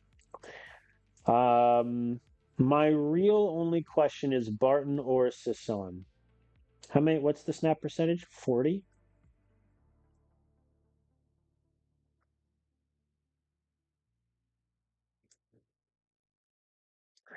I mean, I'm losing 11 man. I'll start with this and see how I like it. Cobb corner 4 is fine. Um, Behind him, things get a bit shaky. McNeil and Stafford red shirt. And then, yeah, I think that's fine. 64 tackling on Parrish is grim. I mean, everything about it is grim. 85 man, 90 speed. I'll keep that the way it is. And then Samson can be ahead of Martinez. Extremely unfair to Jamari Martinez. But, I mean, look, he's a JUCO guy that, I mean, look at this man. His zone coverage went backwards for crying out loud. Safety. I am going to redshirt Mitchell May and pray he doesn't complain. I am going to pray he does not complain. Because if he doesn't, I have a beautiful succession plan at safety. Because we're losing Fowler, which leaves a hole up top. I assume Salvador Price is going to fill that hole immediately. If Matthews develops a little more in the, coverage strength department, that would be good. But Mitchell May, I mean, come on. All right, and then kickers Chan, punter is Chan, return specialist James Ball. Done. Depth chart is set. I don't know how long that took, but probably too long. Okay, let us address the elephant in the room. Team needs. Here's the thing. Our quarterback isn't great, but I don't think I need to recruit a quarterback. Like, I feel pretty confident in saying that. Also, I forgot, I kind of wanted to redshirt Mario Howard. I guess I could just play him in like only 4 games, to be fair. McGee played in what? I think. Oh, it's showing me. I mean, McGee threw all 3 bad things last season.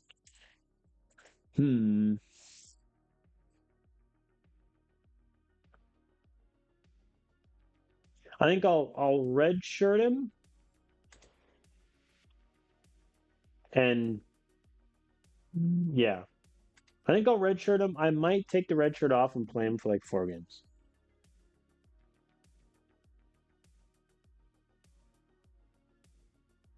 Yeah, I think that's my plan. Okay. All right, so let's figure out recruiting needs. We don't need to recruit a quarterback. I have enough young, sophomore and freshman quarterbacks, all with good potential. That's not going to get better. These guys are there, unless there's like a JUCO. Or I'll save myself the trouble here. Quarterback overall. Yeah, I mean, not really. No, QB not a need. Bring in another running back. I mean, I'm losing Scales. I might also be losing Boykin. That's not great.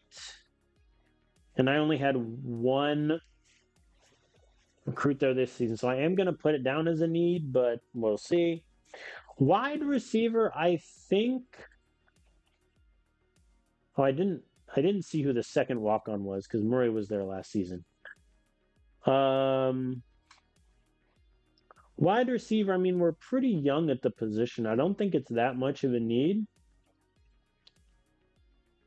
I think we're okay. Tight end is a need. Tight end is because I'm losing Bergman no matter what. And if Jacob leaves for the draft, it's Caden Woods and hopefully a well-developed Oliver Newman. That's where we're at. My fear is that Oliver Newman's going to complain about being redshirted. Or am I redshirting him? I've already forgotten. I am. My fear is he's going to complain about being redshirted because he wants to be a star. O-line. O-line is always a need no matter what. I keep telling people this. You can never have too many O-linemen. I have 15 O-linemen.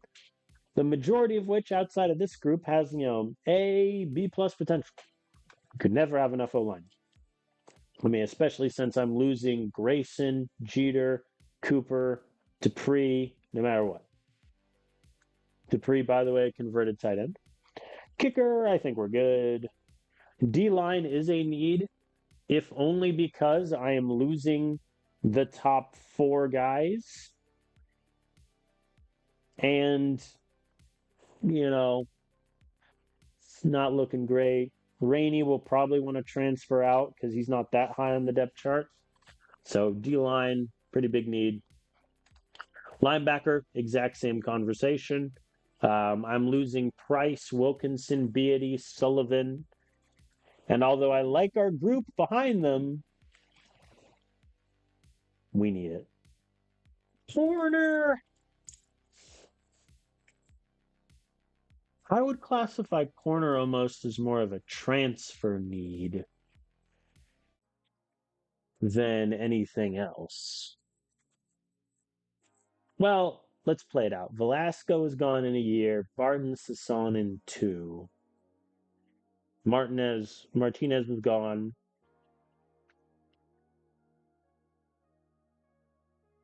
I'm gonna put corner as a need, but also kind of would like a question mark. And then safety, I think we're okay. I think we're okay at safety. We're gonna lose Fowler, but Mitchell May is gonna step right in next season. Crockett has developed really well. Cale Garner is becoming more well-rounded, which is good.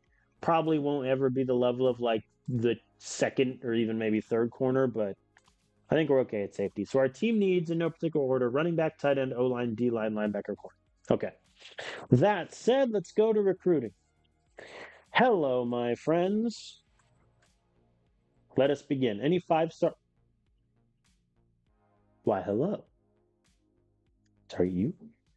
The way I do it is I send 4 positions to camp just so I fully scout them all. So for this, I'm just doing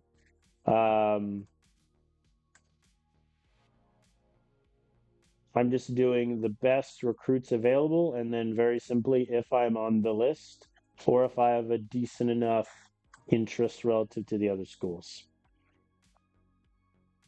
But it's not looking great. Have these recruits not seen my development at the running back position? Do they not know? All right, let's go to interest. I'm eliminating 2 and 4 stars. That's 4, and then I'll just do the rest here. All right, so that's going to be my camp group, the running backs.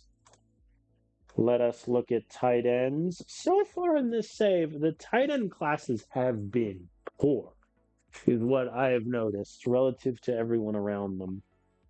However, we're already ahead on Billy Alexander. Get in the building, my friend. JUCO guy? Do I really want a JUCO guy? I'll think about it. He could help right the ship immediately, which isn't nothing. I'm already ahead on these 2. That'll do. See, the tight ends, they know. They have seen my beautiful tight end group, and they're like, hey, I'll take that. All right, O-line. Ooh, Aiden Orr. Hello, get in the building. Oh, yeah. See the O-line. They understand. They're like, dude, we've seen how this guy plays O-line. Get me in the building. One thing I don't want to do is I don't want to fall in the trap that happened last year where I went after too many 5 stars and not enough 4-star. I grabbed way more than 10 there, didn't I? 11.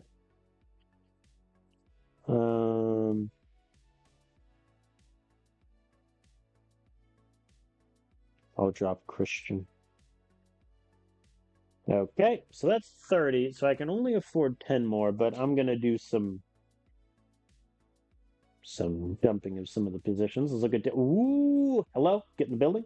Get in the building. Get in the building. Get in the building. Get in the building. Get in the building. 79 interest is a little bit on the 94 A plus. Get in the building, Simpson. Okay, and that'll stop there for D line. That gives me 2. Let's find just some fun little linebackers here. Oh boy. The linebackers are wholly disinterested in me, which is tough. Pardon me. Okay, the linebackers just don't want to play. And this guy is F minus potential, but here's the thing: he's already pretty good.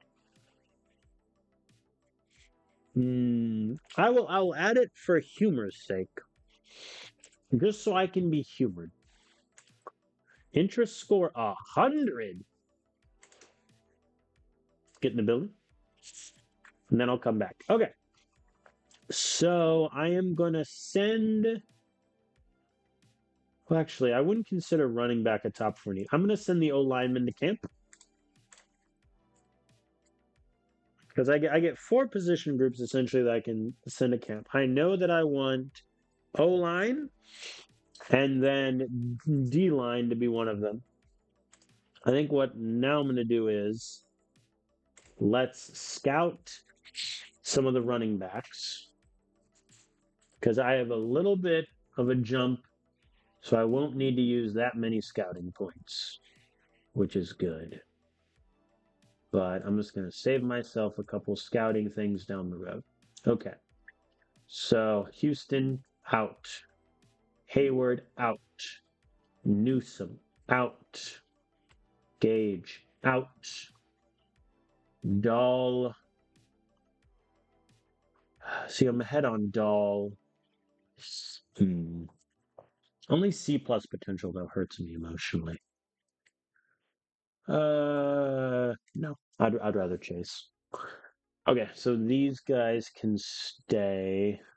What's the interest? 83, and I'm low. Full interest in Georgia there is tough.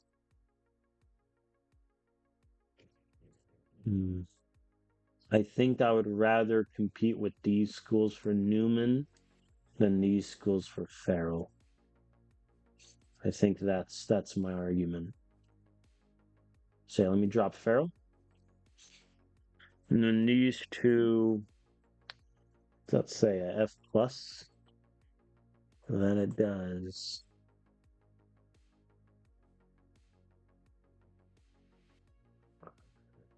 I don't like any of these.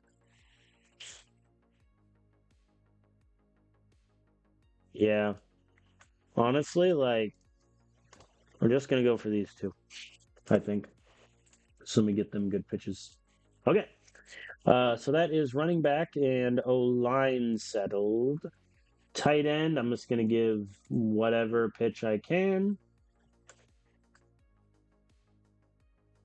Oh, wait, I already know some of their potentials. C potential? Get out.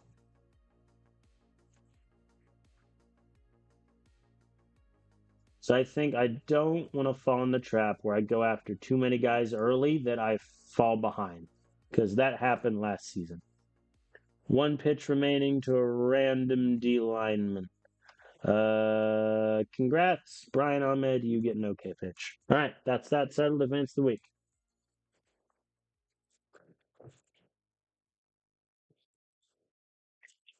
All right, once I've gotten everything kind of set, I'll be able to go through the off season quicker.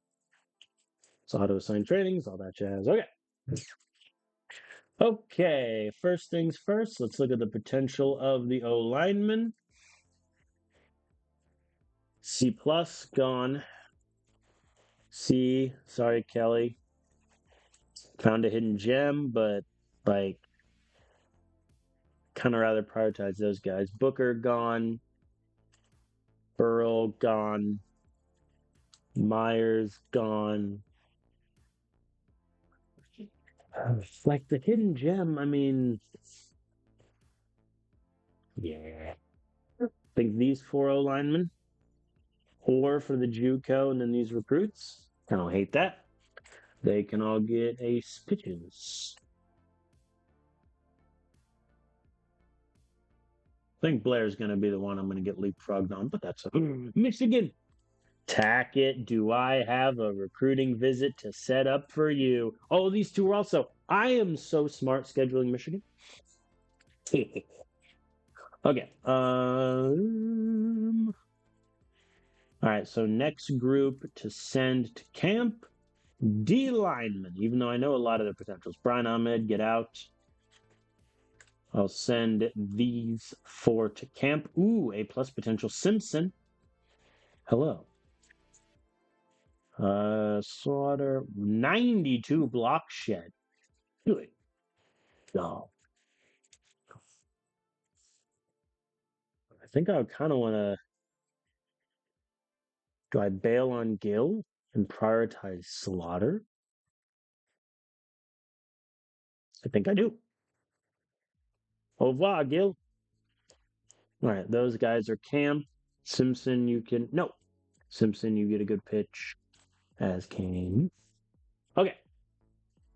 Look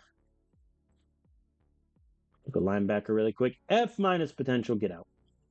B minus. Okay, I need to look at linebacker again.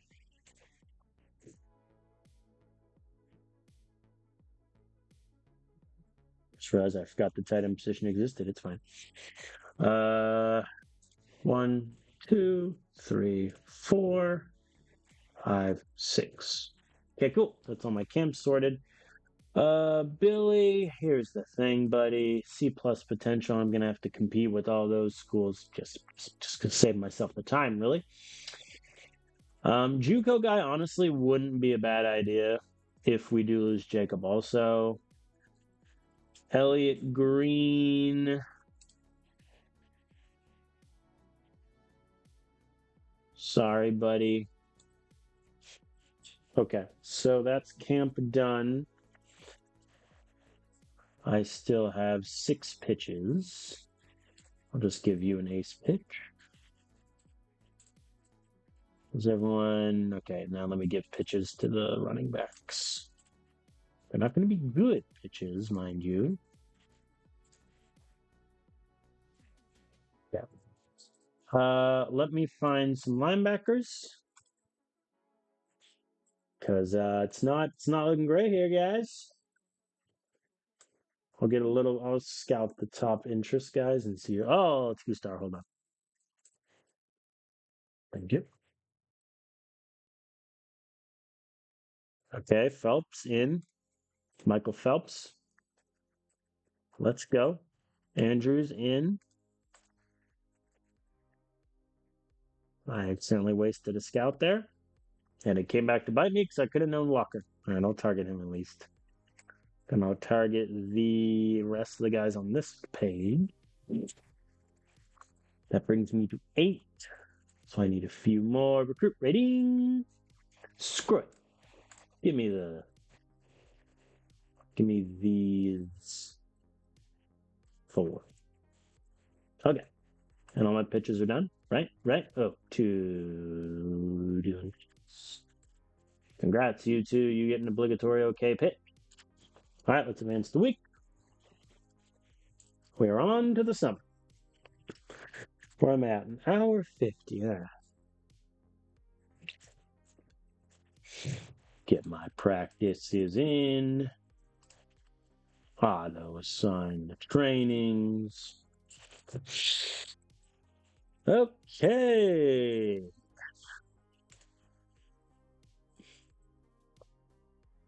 Let's look at some potentials. Tight ends, where are we at? Roy, C plus, I'm sorry. Dennis Long, it's a shame because it looks like I'd get you if I want you, but out of here. And then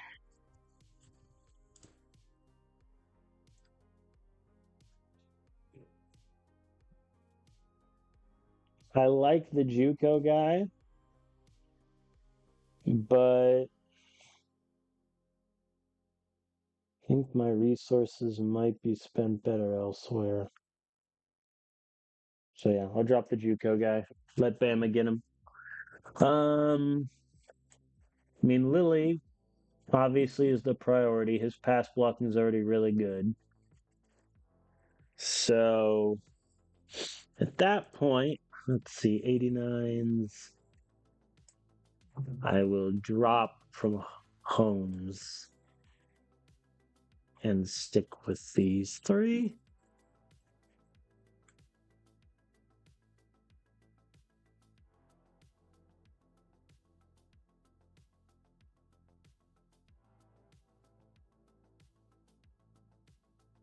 I lied. My job's thinking. Okay, there's my tight ends figured out. Next. D lineman. Hi, guys. Price, get out. Hoover, get out. Everybody else can stay. Oh, boy. Ooh, Simpson. Hello. Oh, this is going to be tricky.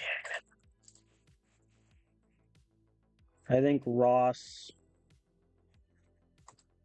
I think Ross is kind of the odd man out. His potential is really good, but I have less interest in both LSU and Bama.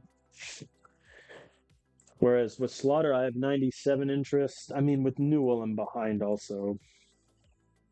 Yeah, I'm gonna drop Newell. I'm gonna drop Ross, and Simpson and Slaughter will be my two big goes. Okay, linebacker. Hello, Boykin. Sorry, buddy. Then let's send the rest of these linebackers to camp.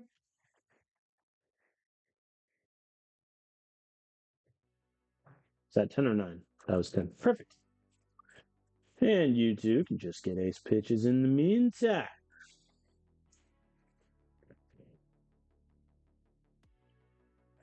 All right.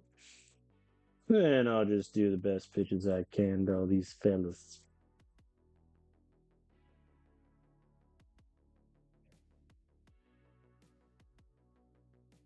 Sweet. Okay.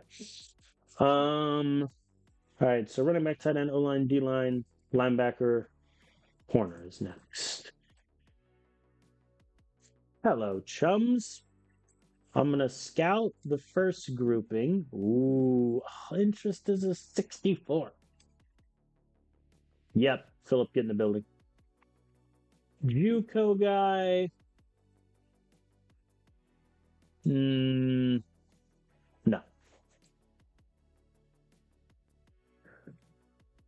I didn't need to scout him at all.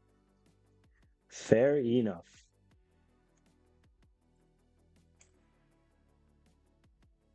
$62 interest. Why must it be so low, Brunson?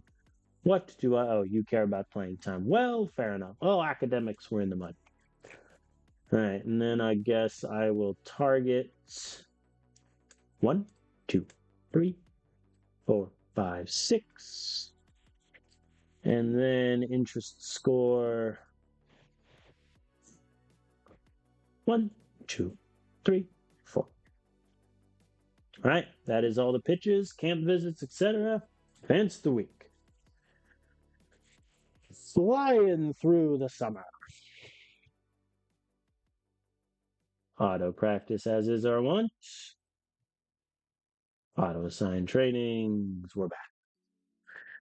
Okay, linebackers, am I about to be disappointed?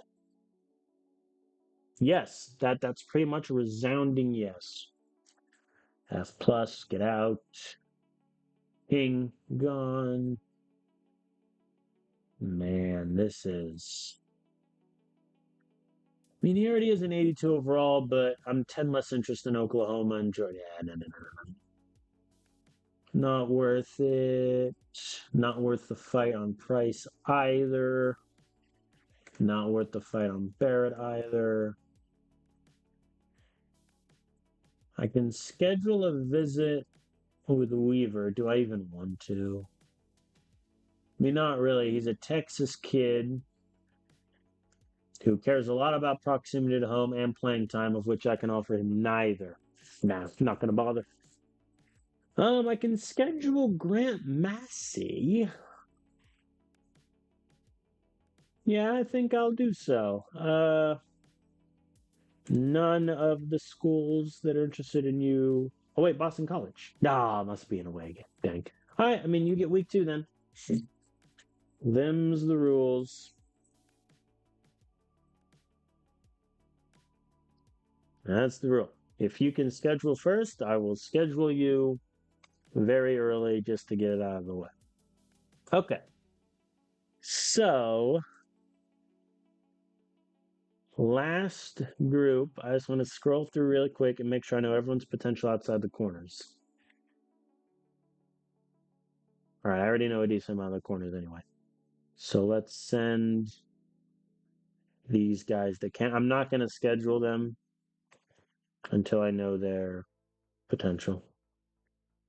I'm sending these guys to camp for redundancy's sake because they're both pretty good and I get a big boost there. points ahead, please. Whee! Okay. Am I behind on? Yeah. All right. Most of the guys I'm behind on, I'm sending to camp, which is good. I really want to schedule Philip Gross, because I can put him up against Michigan. Same with Sales. I want Sales to be good. But I'm not going to schedule a guy if I don't know their potential. It seems like a losing situation to me. I can schedule Kirkland. Congrats, my friend. Week 2, Louisville. Is that going to come back to bite me? Probably. But might as well get him in early. Okay, so that's 24. I got 2 running backs, 2 tight ends, 4 linemen, 2 D line, 3 linebacker, and corners TBD. I'm okay with that. Let us advance to preseason expectation. I think I did that whole summer in like 20 minutes. Can you tell I don't love it? Expectation, very simple, make the playoffs. Done. Okay, boosters. So the NC State guys won't negotiate. That's fine. I got burned by that last time. 28 times? How many sacks did we get last season? 29. So that's a simple question of, do we think our defense has improved in the sack department? I think we have. Put it in there. Win against Louisville, VTech, or North Carolina. Done. Have a QB or an all-conference? That's tough. Have 13 or fewer total turnovers. I think we had 17 last season. I'll think about that one. Win against Louisville, VTech, and I like how that one says or, this one says and. Hold North Carolina, Wake Forest, and Boston College to 7 points or fewer. Hold the points less than 220. You and your ass yard obsession needs to be stopped. I'm not going through that ringer again. Win 7 conference games. Okay. I can negotiate one more. And I think the smart one would be one of the 2 diamonds. Or Brady. Okay, hold on. Hold them to 7 points. Hold it. You know what? Screw it. I have faith that we'll beat Louisville, VTech, and North Carolina. Ronald Coleman, have 13 or fewer turnovers. That's tough. Convert 10 fourth downs in total. I think we did that last season. Surely.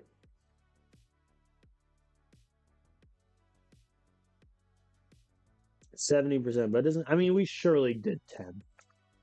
Surely. Yeah, I think that's our last negotiation. So the 3 diamonds win 7 conference games. Second one's win against Louisville, VTech, and North Carolina. Third one's convert 10 4 times. I'm confident in the first 2. Third one might be a bit tricky. Beat NC State. We have 2 of those, and then second gold, have a QB or an all conference, which is going to be really tough. However, the second coming of Joe Montana, Notre Dame's quarterback Chamberlain, has graduated, so we have a chance. Win against Louisville, VTech, or North Carolina, which that one we can do in like week 2. Sack the opposing QB 28 times. And then, yeah, I think that's doable. We'll see how it goes. This is that schedule. So what was it? 7 conference games? 7. So, I mean, if we beat, 1, 2, 3. So if we go 3 out of 4 on our first, that means we only need to win 4 of our last 5. I think that's doable. I think the ones we could lose are Miami and Duke. All the other ones we should win comfortably. So yeah, I think we'll start the season 3-0. Then we have 2 really tough games. Then the rest of the way, there's a decent chance we win out. Also, Purdue not ranked. Did they fire their coach? No, they kept Graves. Greatly missed expectation. The AD opinion is now a 15. Oh, buddy, you better turn that ship around. Terry Webb is your I can't believe Terry Webb is the quarterback now. Oh, well, aren't you glad I brought him in, huh? That's insane. That's crazy. Okay. Yeah, I think those are all fine. Part of me hold them to 90. I mean, rush yards is hard. I think I'll keep it. Win 8 games in a row is tough. Because let's say we lose to Michigan. Yeah, we wouldn't get it. We'd have to beat Michigan. So, like, if we lose to Miami, we'd have to beat Michigan and then win the rest of the way. No, no, no, no, no, no, no. Okay, let me save in advance to week 1. Before I do anything at all, while it's on my mind, I'm going to check the corners and look at their potentials really quick. Oh, D plus sales. I'm going to use a JUCO. Do I care? No, he has 81 man coverage, A minus zone. I'm fine. Oh, yeah. Schedule visit, Michigan. Get him in the building. Schedule visit, Michigan. Get him in the building. 3 corners would set me back, I assume. Purdue's also interested. Mario. Get in the building. Louisville. Kevin. My friend. Get in the building. Oh, never mind. You have C minus. Hold on. I got excited. Never mind. I'll let the. I mean, 99. He's essentially a guaranteed commit. Let me fully scout him. Give me the full numbers. All right, he's a guaranteed commit, essentially. Get in the building.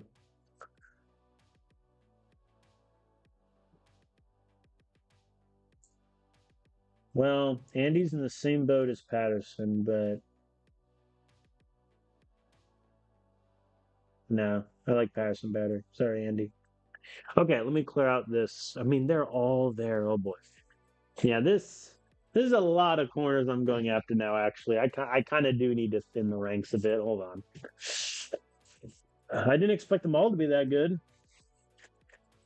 Very simple. Interest. Who's last? Yeah, no. All right, Kaufman, I'll bounce. Shields. I mean,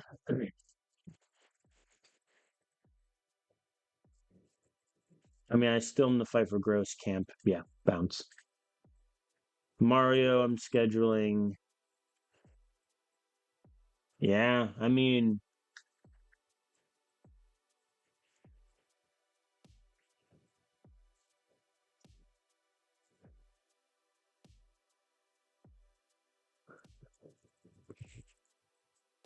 yep, we're doing it.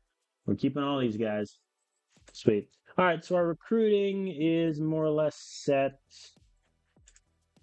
21. I'll obviously add and change some more. Going after 8 corners is probably a bit ambitious while I'm thinking about it. Let me schedule visits.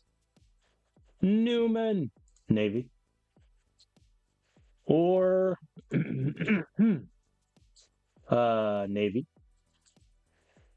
Barksdale, Michigan. So Michigan's on his list. And that is Farrell, Purdue. Cool. All right, recruiting is set. All right. And that is where I will end on. We are ranked 4th in the nation, by the way, for those that are curious, because our offense took a big step back because they do not have faith in Harrison Sharp, the quarterback. Which, to be fair, might be justified. But thank you all for watching, whether live on Twitch or on the VOD, which can be found on YouTube or Twitch. Channels are both the same name as Turnover Carbon. As I said at the top, I will be taking essentially a 2-week break for the holidays. Got a lot of travel and stuff going on. At the moment, my hope is that I can get a stream in the week of December 30th through January 4th. Try to get a stream in there later on. And then back in the swing of things from there. And then I think I'll try to get maybe ideal. I mean, I'm going to get through this season regardless, and then try to get through the 2032 season before the game's full release. But that might be cutting it a bit close. But thank you all for watching. It's been a really fun couple months streaming this game. Starting to get more views both on the Twitch VODs and on the YouTube channel, which is really exciting. So I appreciate you all. Insert obligatory like, comment, subscribe, etc. Give me a follow if you're over on Twitch. And I will see you all in a couple weeks. Have a good day, everyone. Have a good holidays for those who are celebrating. Let's get out of here.